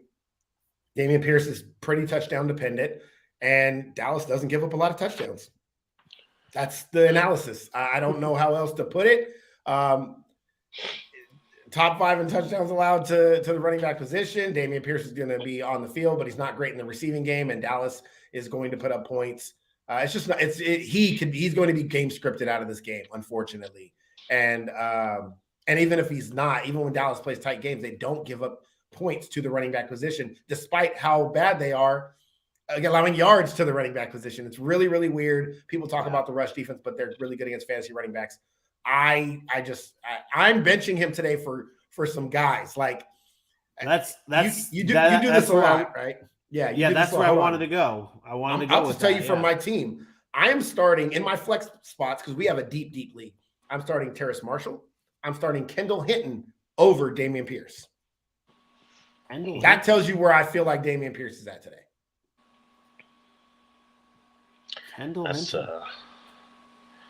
That's deep. It's deep. That's real deep. Yeah. So you're going. So James Cook against the Jets. James Cook over Dameon Pierce. Okay. Isaiah Pacheco. Easily. Okay. That's not even a question. Hey, I'm just going off of guys that you probably got off your waiver wire over the past few weeks over a guy like Dameon Pierce where we're at. That's where we're at. Let me ask you this question. Vinny. Do you see Dameon Pierce on my rankings? I don't, and that's why I asked you about James Cook and Isaiah Pacheco, because I only looked at your rankings and I thought those were the only two running backs that were like a borderline question mark over Dameon Pierce. But we did not discuss fully your rankings today, so I wanted it to be known. If he gets in the end zone, he'll fill in as a nice flex play. But if he doesn't, he's useless. Yeah. AJ, who's a useless running back for you this week? This is so tough and tricky because I'm going with Gus Edwards to give you your answer for my sit of the week. And it's because you can't trust it. But now you look at it and you're like, Lamar Jackson's not there, so you're thinking Tyler Huntley is in. Maybe they're going to go to the running back game. Well, you would think Gus Edwards came back to take over the backfield, and that hasn't been the case. He returned, put up a 2-touchdown game, and then after that, he was in for 21% of the snaps. Then he was in for 50% of the snaps. Then last week, he let Kenyon Drake take all the snaps. He got 6 carries, 12 yards, and 1.2 fantasy points. I don't know who to trust in this backfield. And then to make things even murkier, they activated J.K. Dobbins, and I know they held him out longer than they wanted to make sure he was a little bit more healthy. So I imagine that they're going to come through and bring some sort of committee, and it's who is going to have the best day. And I don't know that I can trust that. It could be Edward Shore, but is it going to be productive? Is it going to be Kenyon Drake? Is J.K. Dobbins going to come in and show that he can play because he's healthy today? Like, I'm staying away from Gus Edwards in this. It's a divisional matchup. The Steelers probably have a good defensive plan set up for Tyler Huntley and that whole entire offense. I'm sitting Gus Edwards today. Yeah, I think the J.K. Dobbins thing is definitely muddying the waters for Gus Edwards. I don't think that's he's definitely. I have Gus Edwards on a team, and I'm just there's no shot in hell that he makes my lineup this week because it's just not a thing. Aaron, you're smiling over there. Gus Edwards is not even a really start most weeks. I know most of the time Gus Edwards is not being started. This is true. Stop. He started in. Come on. Like we start Gus Edwards in like 15% of leagues. Like he's not a guy that starts every week, especially in a standard 12-team league. He just touched it. He's 2 touchdown dependent and a guy that doesn't really receive enough volume. He's not getting 20+ touches a game. Way to go out on a limb, AJ. Way to go out on a damn limb. Well, lots of people maybe did have those decisions, so I put one out there. I had Gus Edwards. The people that are deciding whether they got to start Gus Edwards today or not are not even fighting for a playoff spot. True. This is true. This is most likely true. In standard leagues. But hold on, let me ask you a question then to pivot off this. I know we've got to move on to things. But for J.K. Dobbins, let's talk about him though for a second. Where is it that easy of a why are we talking J.K. Dobbins? I mean, the one thing AJ said that was right was this is a running back by committee right now, and you can't trust any of them. So I don't just mean this week in general. I'm just saying moving forward for J.K. Dobbins. You can't. Are you saying you cannot trust J.K. Dobbins? Anybody in this backfield until you see a guy come and be the lead back. It's just too right. It's too RBBC. And by the time you know Okay. he's the lead back, your fantasy playoffs are over. So you start looking at J.K. Dobbins in Dynasty and next year, what that could be. And he's coming back from major knee injury and then gets hurt again. Like, you just can't trust it. The line for those two running backs here, 34 and a half rushing yards for Gus Edwards, 35 and a half rushing yards for J.K. Dobbins. It's gross. It's gross all around for those two running backs. Wide receivers. Aaron, who's your start of the week for the wide receiver position? You're not going to answer the question.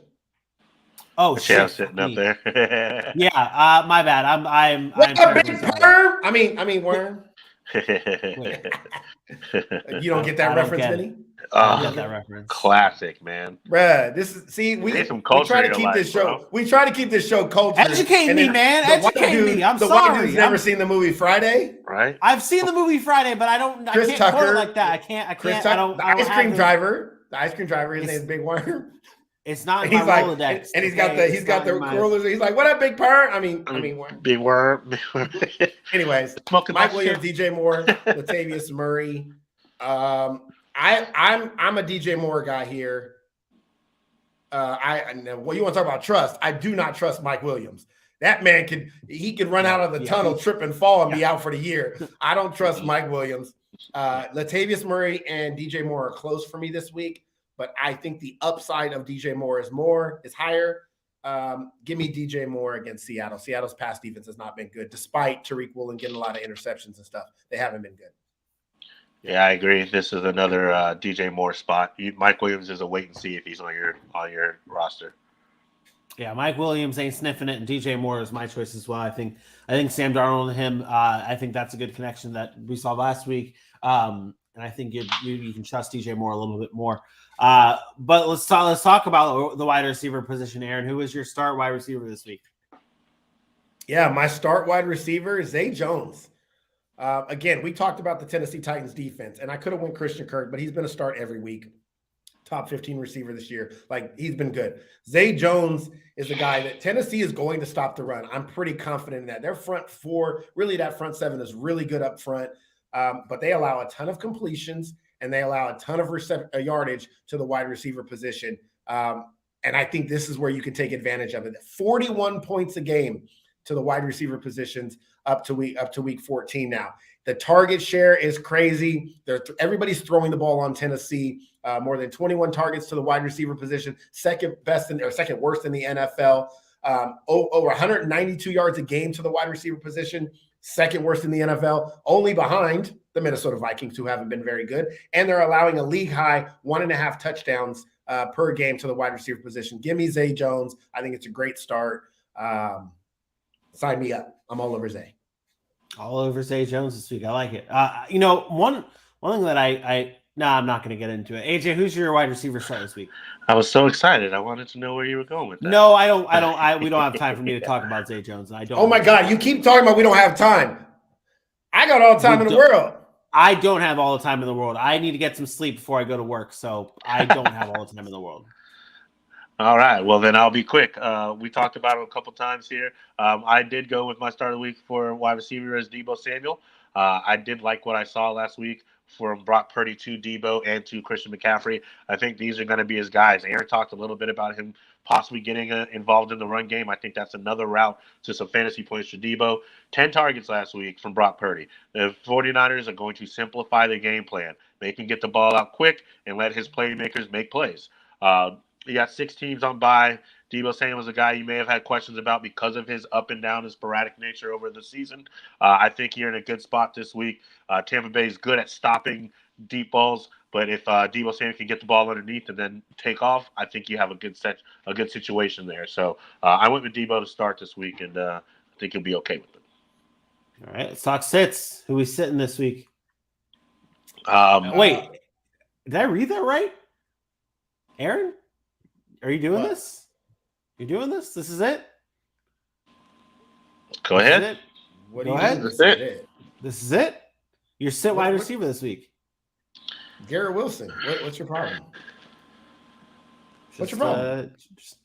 You fall in love with these players, bro. You got to stop falling in love with players. So tell me about it.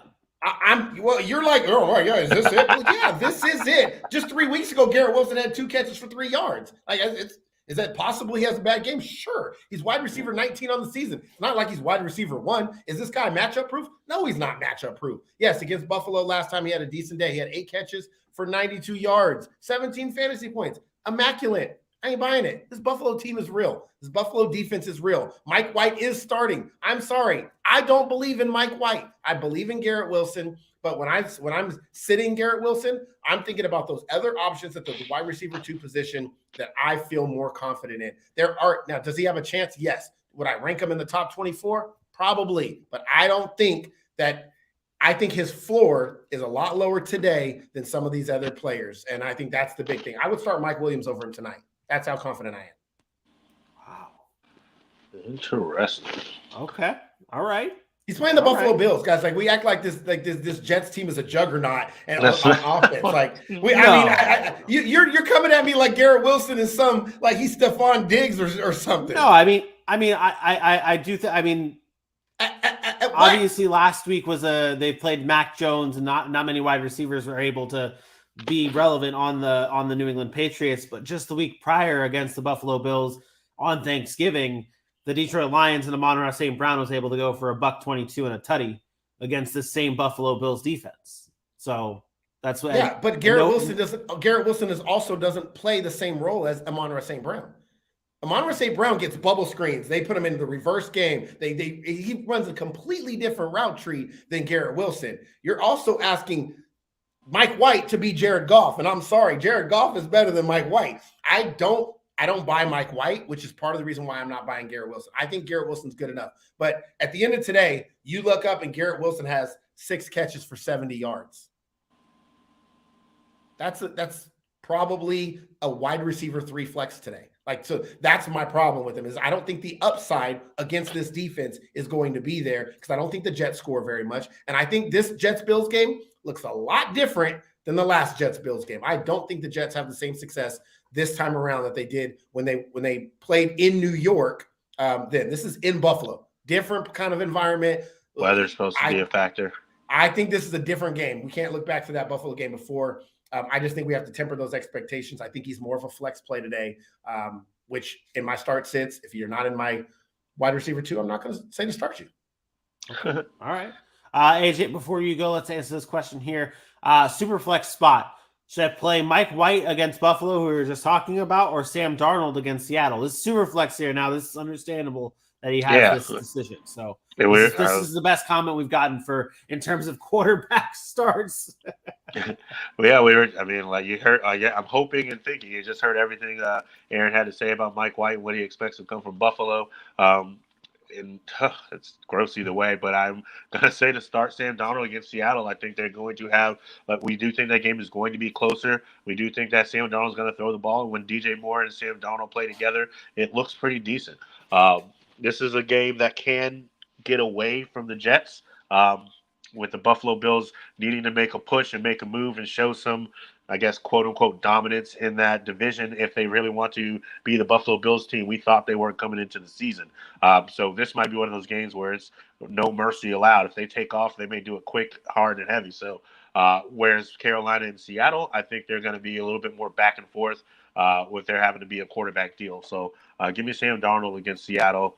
That's my thoughts. I agree. I think it's easy, but you guys know I already said my spiel about Mike White. Yeah, no, I'm fine with that as well. AJ, what about your wide receiver sit this week? I feel like we've done this one a couple times this season, and I'm going to stick on it. It's hurtful because I thought he'd be better, but Deontay Johnson's my sit this week. It's just not been his year, unfortunately. Kenny Pickett likes George Pickens. Kenny Pickett likes Deontay Johnson. He's given him the targets. 105 targets on the season, still hasn't found the end zone, and since week 5 hasn't gone over 11 fantasy points. Last week tied his season high with Kenny Pickett with or a career high with Kenny Pickett, 11 targets, and only had 11 points. That's point per target, not point per reception. 11 targets, 11 points was always able to put up, and the production's just not there to trust it. You got a divisional game against the Ravens. I'm looking elsewhere than Deontay Johnson if you can, which I think you can. I agree. I've been a little bit down on Deontay Johnson this week as well, especially with the injury there and the Ravens being what the Ravens are on defense. Let's cap it off here, gentlemen. Tight ends, starting tight ends. Where are we going, Aaron? I hate tight ends. No, my starting tight end is Gerald Everett this week. You talked about a high-scoring game tonight, possibly. I think that's a very good possibility between the Chargers and the Dolphins with those explosive offenses and the defenses being very suspect. I really like Gerald Everett today. I think, especially with you get Mike Williams and Keenan Allen back, that's going to open up the middle of the field, and that's where Gerald Everett really comes into play. If you look at early in the season when they were when they were pretty healthy. The first game of the year, Gerald Everett had 14 points. Kansas City had 13. He had 17 against Houston. I think this is another good matchup here against a Miami defense that hasn't been very good, and Gerald Everett could have another double-digit game here. So give me Gerald Everett against the Dolphins tonight. AJ? All right. I am going to pick one. Hunter Henry is going to be mine against the Arizona Cardinals on Monday night. I do feel you can probably have an insert Patriots tight end here because there's 3 rules in life: death, taxes, and start your tight ends against the Arizona Cardinals. The Arizona Cardinals allow 20 fantasy points per game to the position. No other team's allowed over 15. No other team's allowed over 15 to the position. They also give the most targets, the most catches, the most yards, the most touchdowns to the tight end position. I choose Hunter Henry because he seems to be the guy who would probably get the touchdown. But they also allow a lot of yards on the ground, and Jonnu Smith is a yards guy, so to speak, for Patriots when it comes to the tight end position. But I'm going Hunter Henry against the Cardinals. They're not good against position. Maybe Mac Jones and Hunter Henry find themselves in the red zone a few times. Tight ends suck. Yeah, that part. So when we say that we have to sit one of them, really it's sitting everybody not named Travis Kelce or Mark Andrews. But to specify who we're particularly sitting here, Aaron, who do you not like this week? Yeah, in the same game, I went with the same game. It's just a guy who's just not a part of the offense anymore. And I don't even know why. Maybe he shouldn't even be on here. It's Mike Gesicki. He's just not a thing anymore. He's not a thing. He's got 1 double-digit game since week 7, only 3 on the season. He's had 1 target in each of the last 2 games. He's had 7 targets since week 9. I just threw it. Like I said, I threw a dart and picked this guy, and it's Mike Gesicki. So I think there still might be some of that lingering previous years of people thinking like, oh, maybe he's going to break out. And like, no, it's Mike Gesicki. He's in a different offense now. He doesn't fit, and I'm not taking any chances. I'm not playing him. I think there's probably 18 tight ends that are better than Mike Gesicki this week. Facts. Yeah.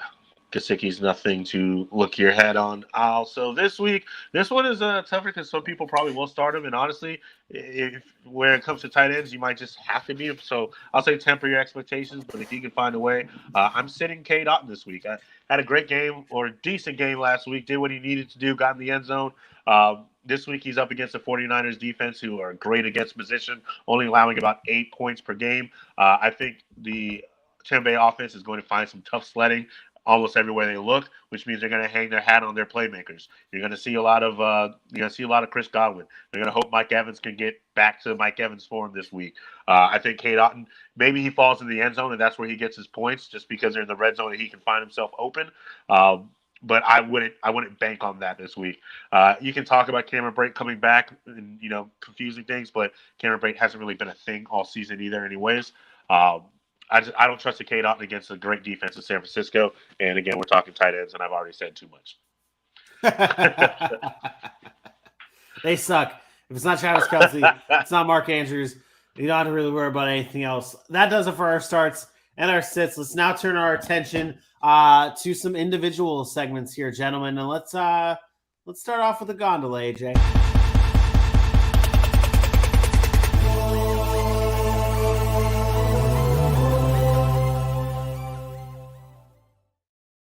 It's now time for AJ's streaming defense of the week. AJ, how'd you do last week?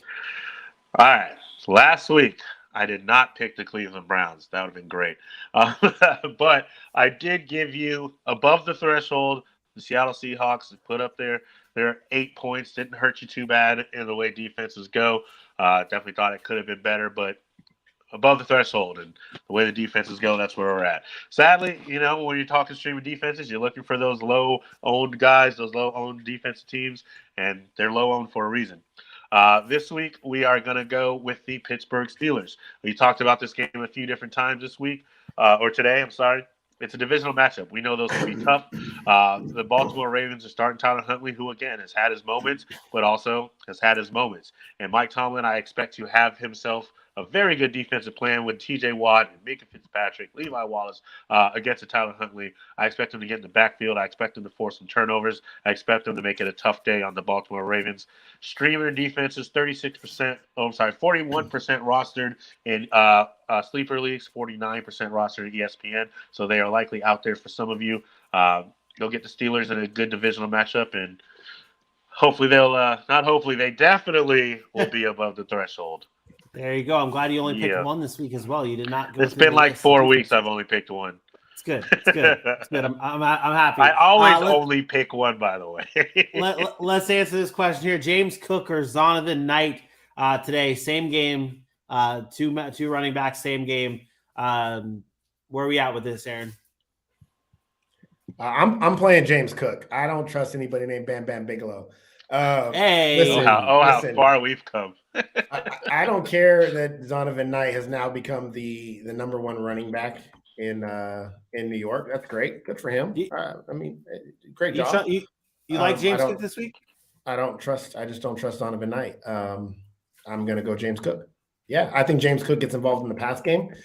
We saw the uptick in targets. We saw the uptick in just usage and playing time. He played 43% of the snaps last week.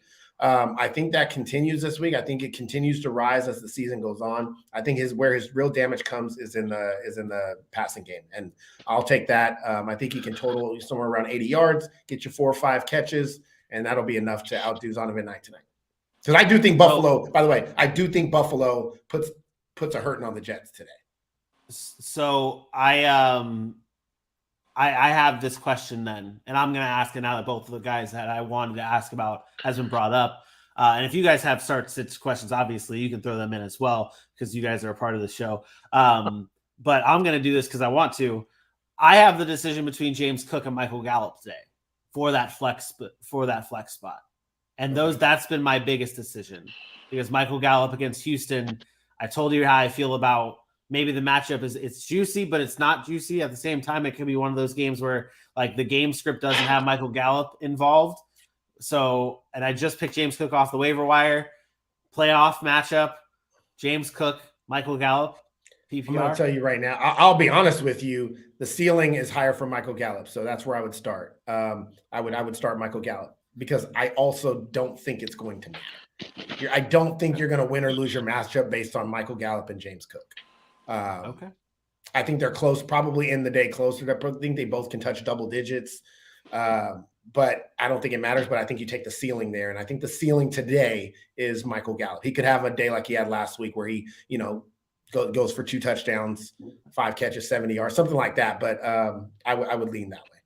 I would too. I think Michael Gallup. The other thing for me is I don't think the Dallas Cowboys care if they're blowing a team out. They're just going to keep pushing the gas. I expect them to continue throwing, continue getting in rhythm. They don't want to miss a beat at all. It's not the old Dallas Cowboys. Yeah, they can't afford to lose a playoff game, so they're not trying to temper down anything. They want to be all systems go for every single week they can until they can rest, knowing they're stuck in the playoffs. They're a very fast-paced offense as well. They do a lot of hurry up. They're up tempo. They get a lot of plays in. I like the matchup. I like everything about it. And like I said, the upside there for Gallup is just higher than what it would be for James Cook at this point, because Cook is still going to split time with Singletary. All right. Well, then that's where I have, that's how I had it set. But then I was like, man, this is, I don't know, but I will lock in Michael Gallup and feel confident in that play. Back to the individual segment. So we're streaming the Steelers defense. Let's talk sleeper of the week. And now for your sleeper of the week.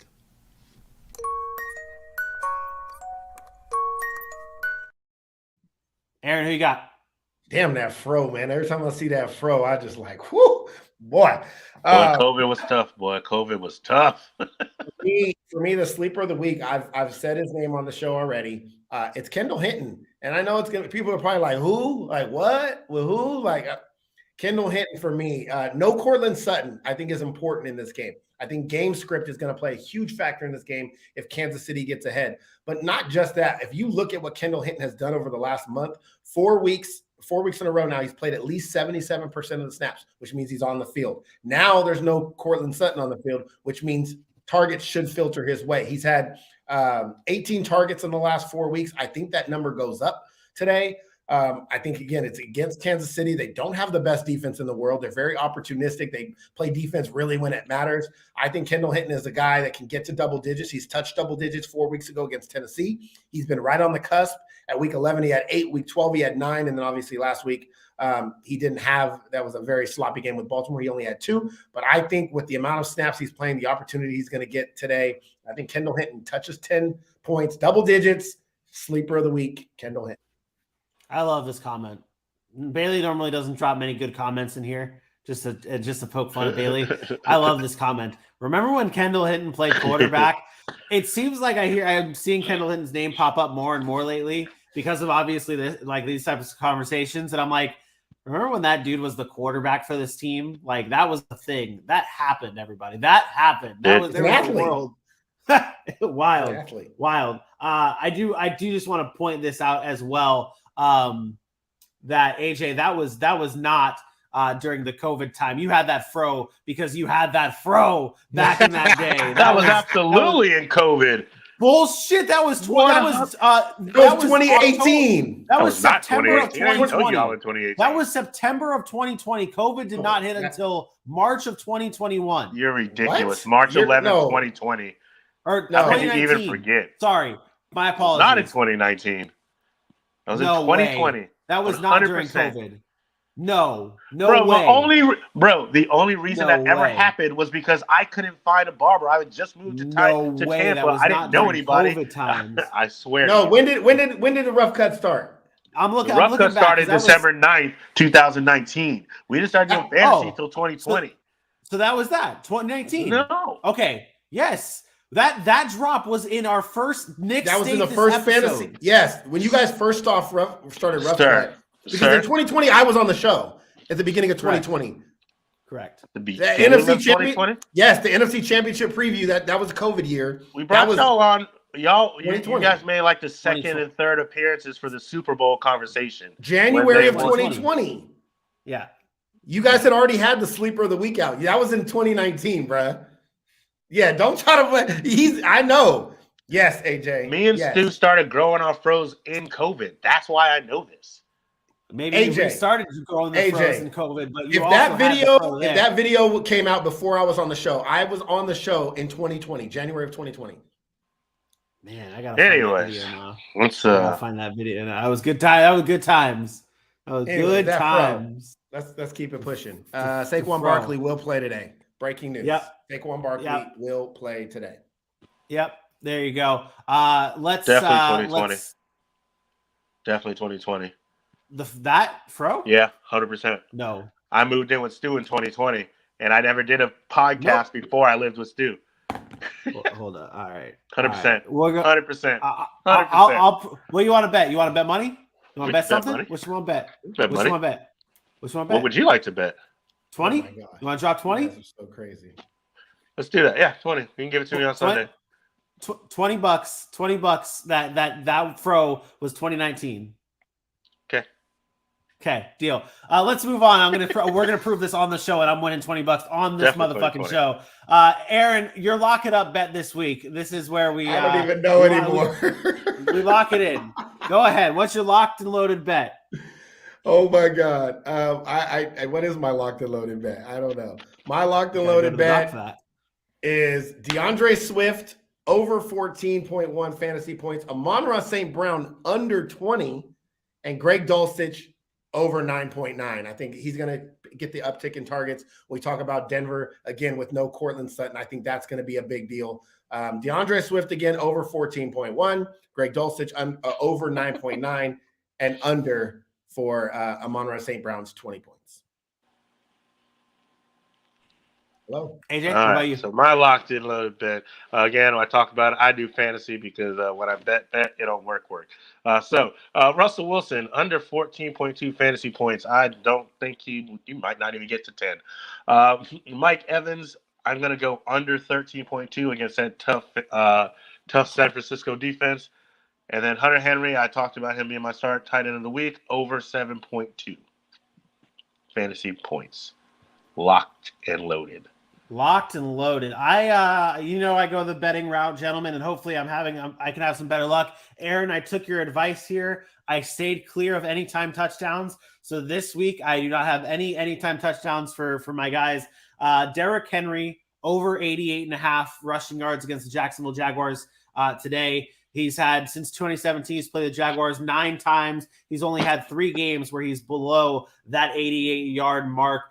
Derrick Henry, expect another big day from him to go over that rushing yard total. I also threw in Garrett Wilson over 64.5 receiving yards. I know we were concerned about the matchup for Garrett Wilson against the Buffalo Bills. But Aaron, even in your poor threshold of Garrett Wilson today in terms of fantasy production, you put that mark 6 receptions, 70 yards. That would hit for this bet. So I'm expecting that from Garrett Wilson today. And then I also have DeAndre Swift. I think this number is way too low. DeAndre Swift over 34.5 rushing yards today. I think he hits on that. I think we're starting to see DeAndre Swift become the lead back again and become that guy. $10 pays out $61.69 today on that parlay. If you put those 3 picks together, make it happen there. Aaron, are you frozen? Oh, he gone. He was frozen. He gone. He didn't like it. He He's didn't like my parlay there. He's like, I'm not doing this. I'll never do it. How could you? I'm out of here. He didn't like it. I told him I took his advice, and he's like, nah, I can't do this anymore. He took my advice. I got to leave. I got to go. All right. Well, let's talk about some different things here, AJ. Then let's talk about our DFS plays. Let's talk about individual things here, and let's talk about you've got a best value pick. Aaron doesn't have a best value pick. It's the perfect time to do this. What's your best value in DFS this week? Yeah, so we talked about this player a little bit earlier. Another one of my start of the weeks, Deonta Foreman, comes in at 5,400 in a great matchup against Seattle. Seattle has been giving up rush yards left and right and through the middle. Deonta Foreman at 5,400 can allow you to play up big in some other places. Yeah, I love that on DraftKings today for Deonta Foreman. Again, over 113 rushing yards in 4 of his last 6 starts against bad matchups. He shows up, and because of the run game of Seattle, this would count as a bad matchup. So 5,400 Deonta Foreman. Enjoy Enjoy that free money. Aaron, welcome back. You want to talk about your perfect lineup? Sure. Oh, sure. Gross.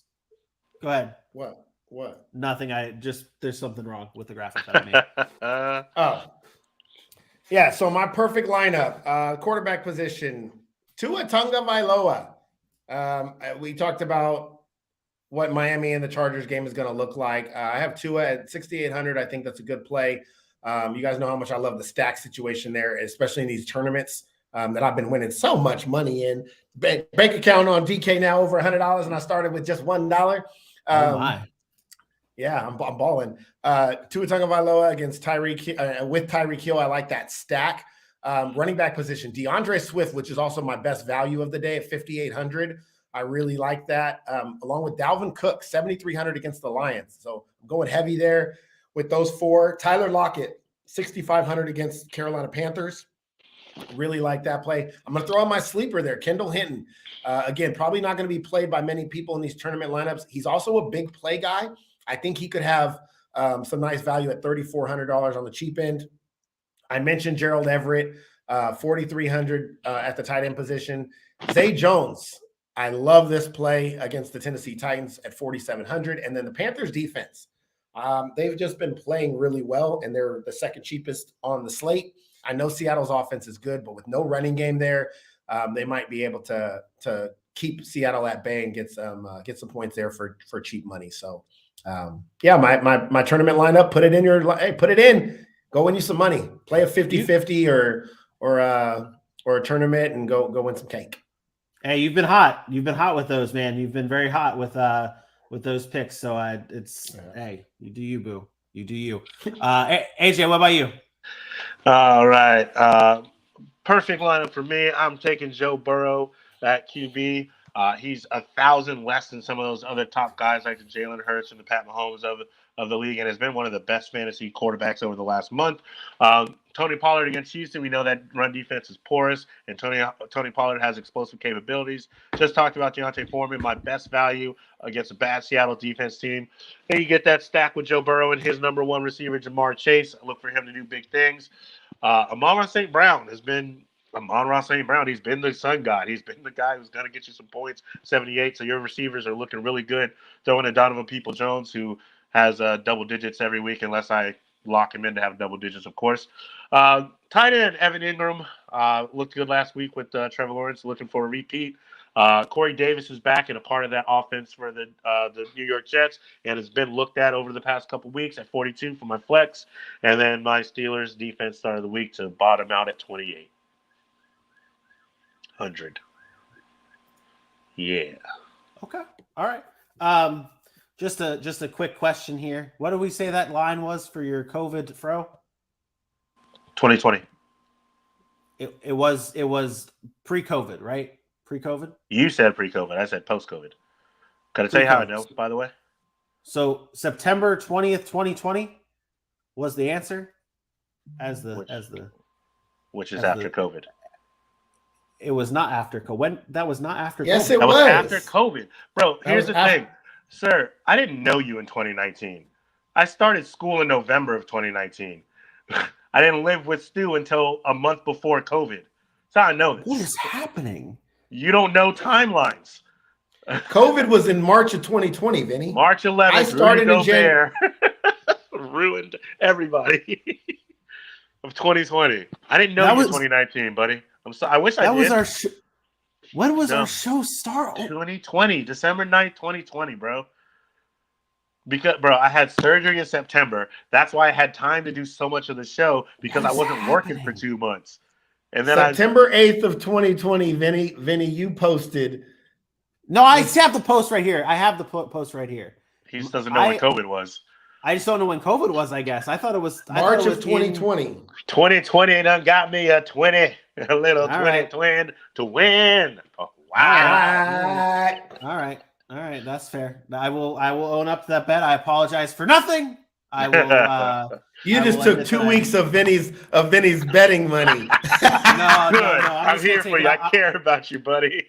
Yeah. That's fine. That's fine. All right, let's keep it pushing. Yeah, I let's think keep Vinny it rolling didn't pass history. That's the perfect lineups.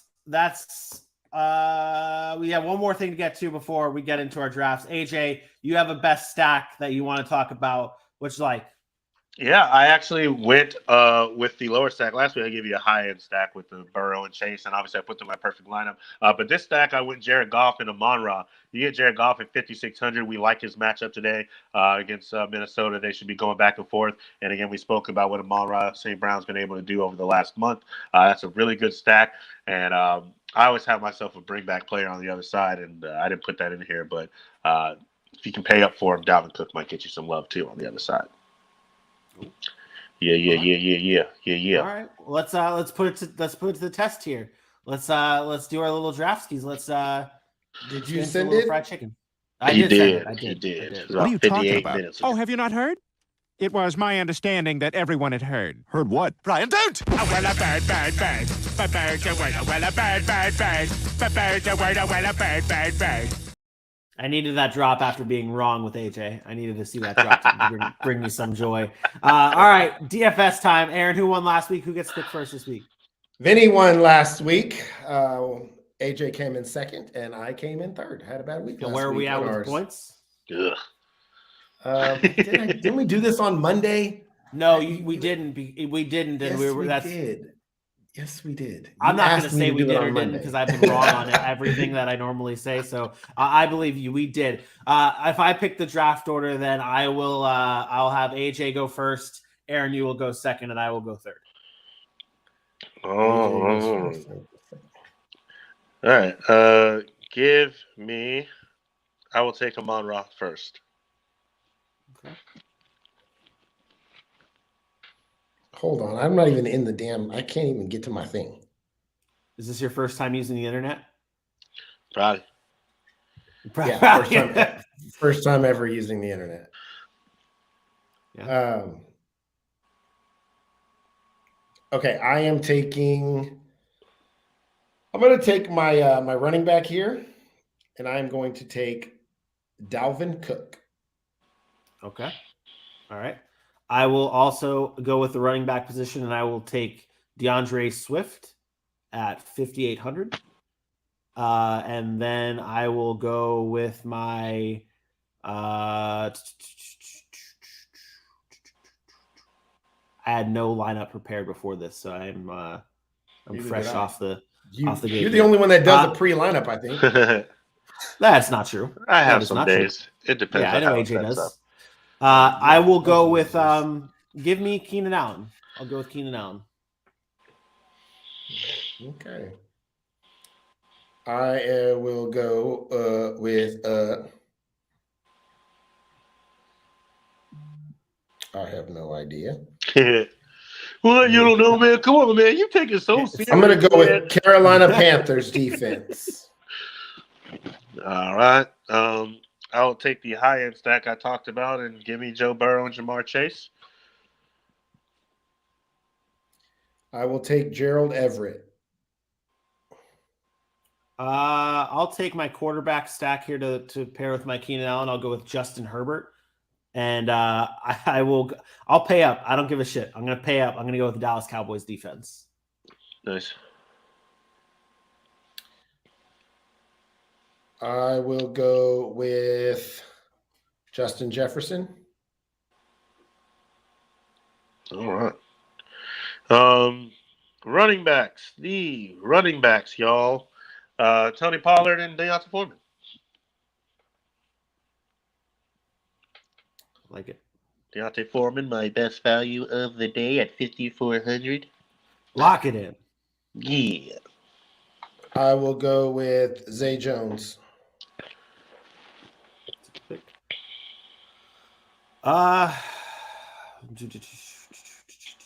I will go with James Cook, and I will go with. Man,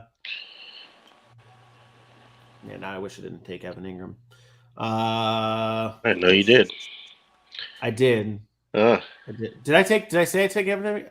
Didn't I already say I took Evan I Ingram? Okay, don't good. think- No. yeah. Then I'm not going to take Evan Ingram. I will take Christian Kirk. So James Cook and Christian Kirk. Thank God I didn't make that mistake.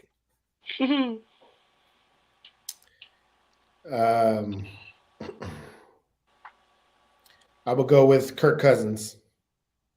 Oh, Cuzzy. All right. Donovan Peoples-Jones and Evan Ingram.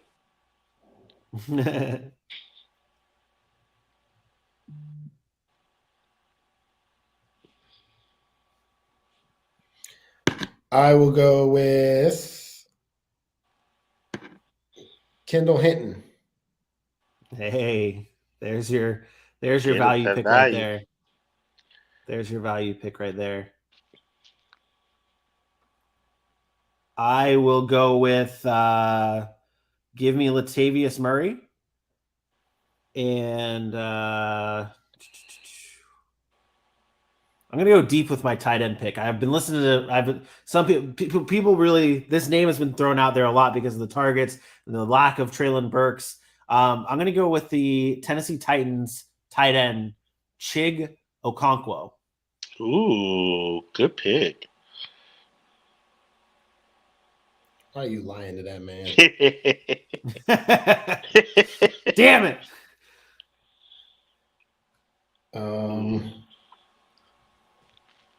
Well, this is not what I was looking for.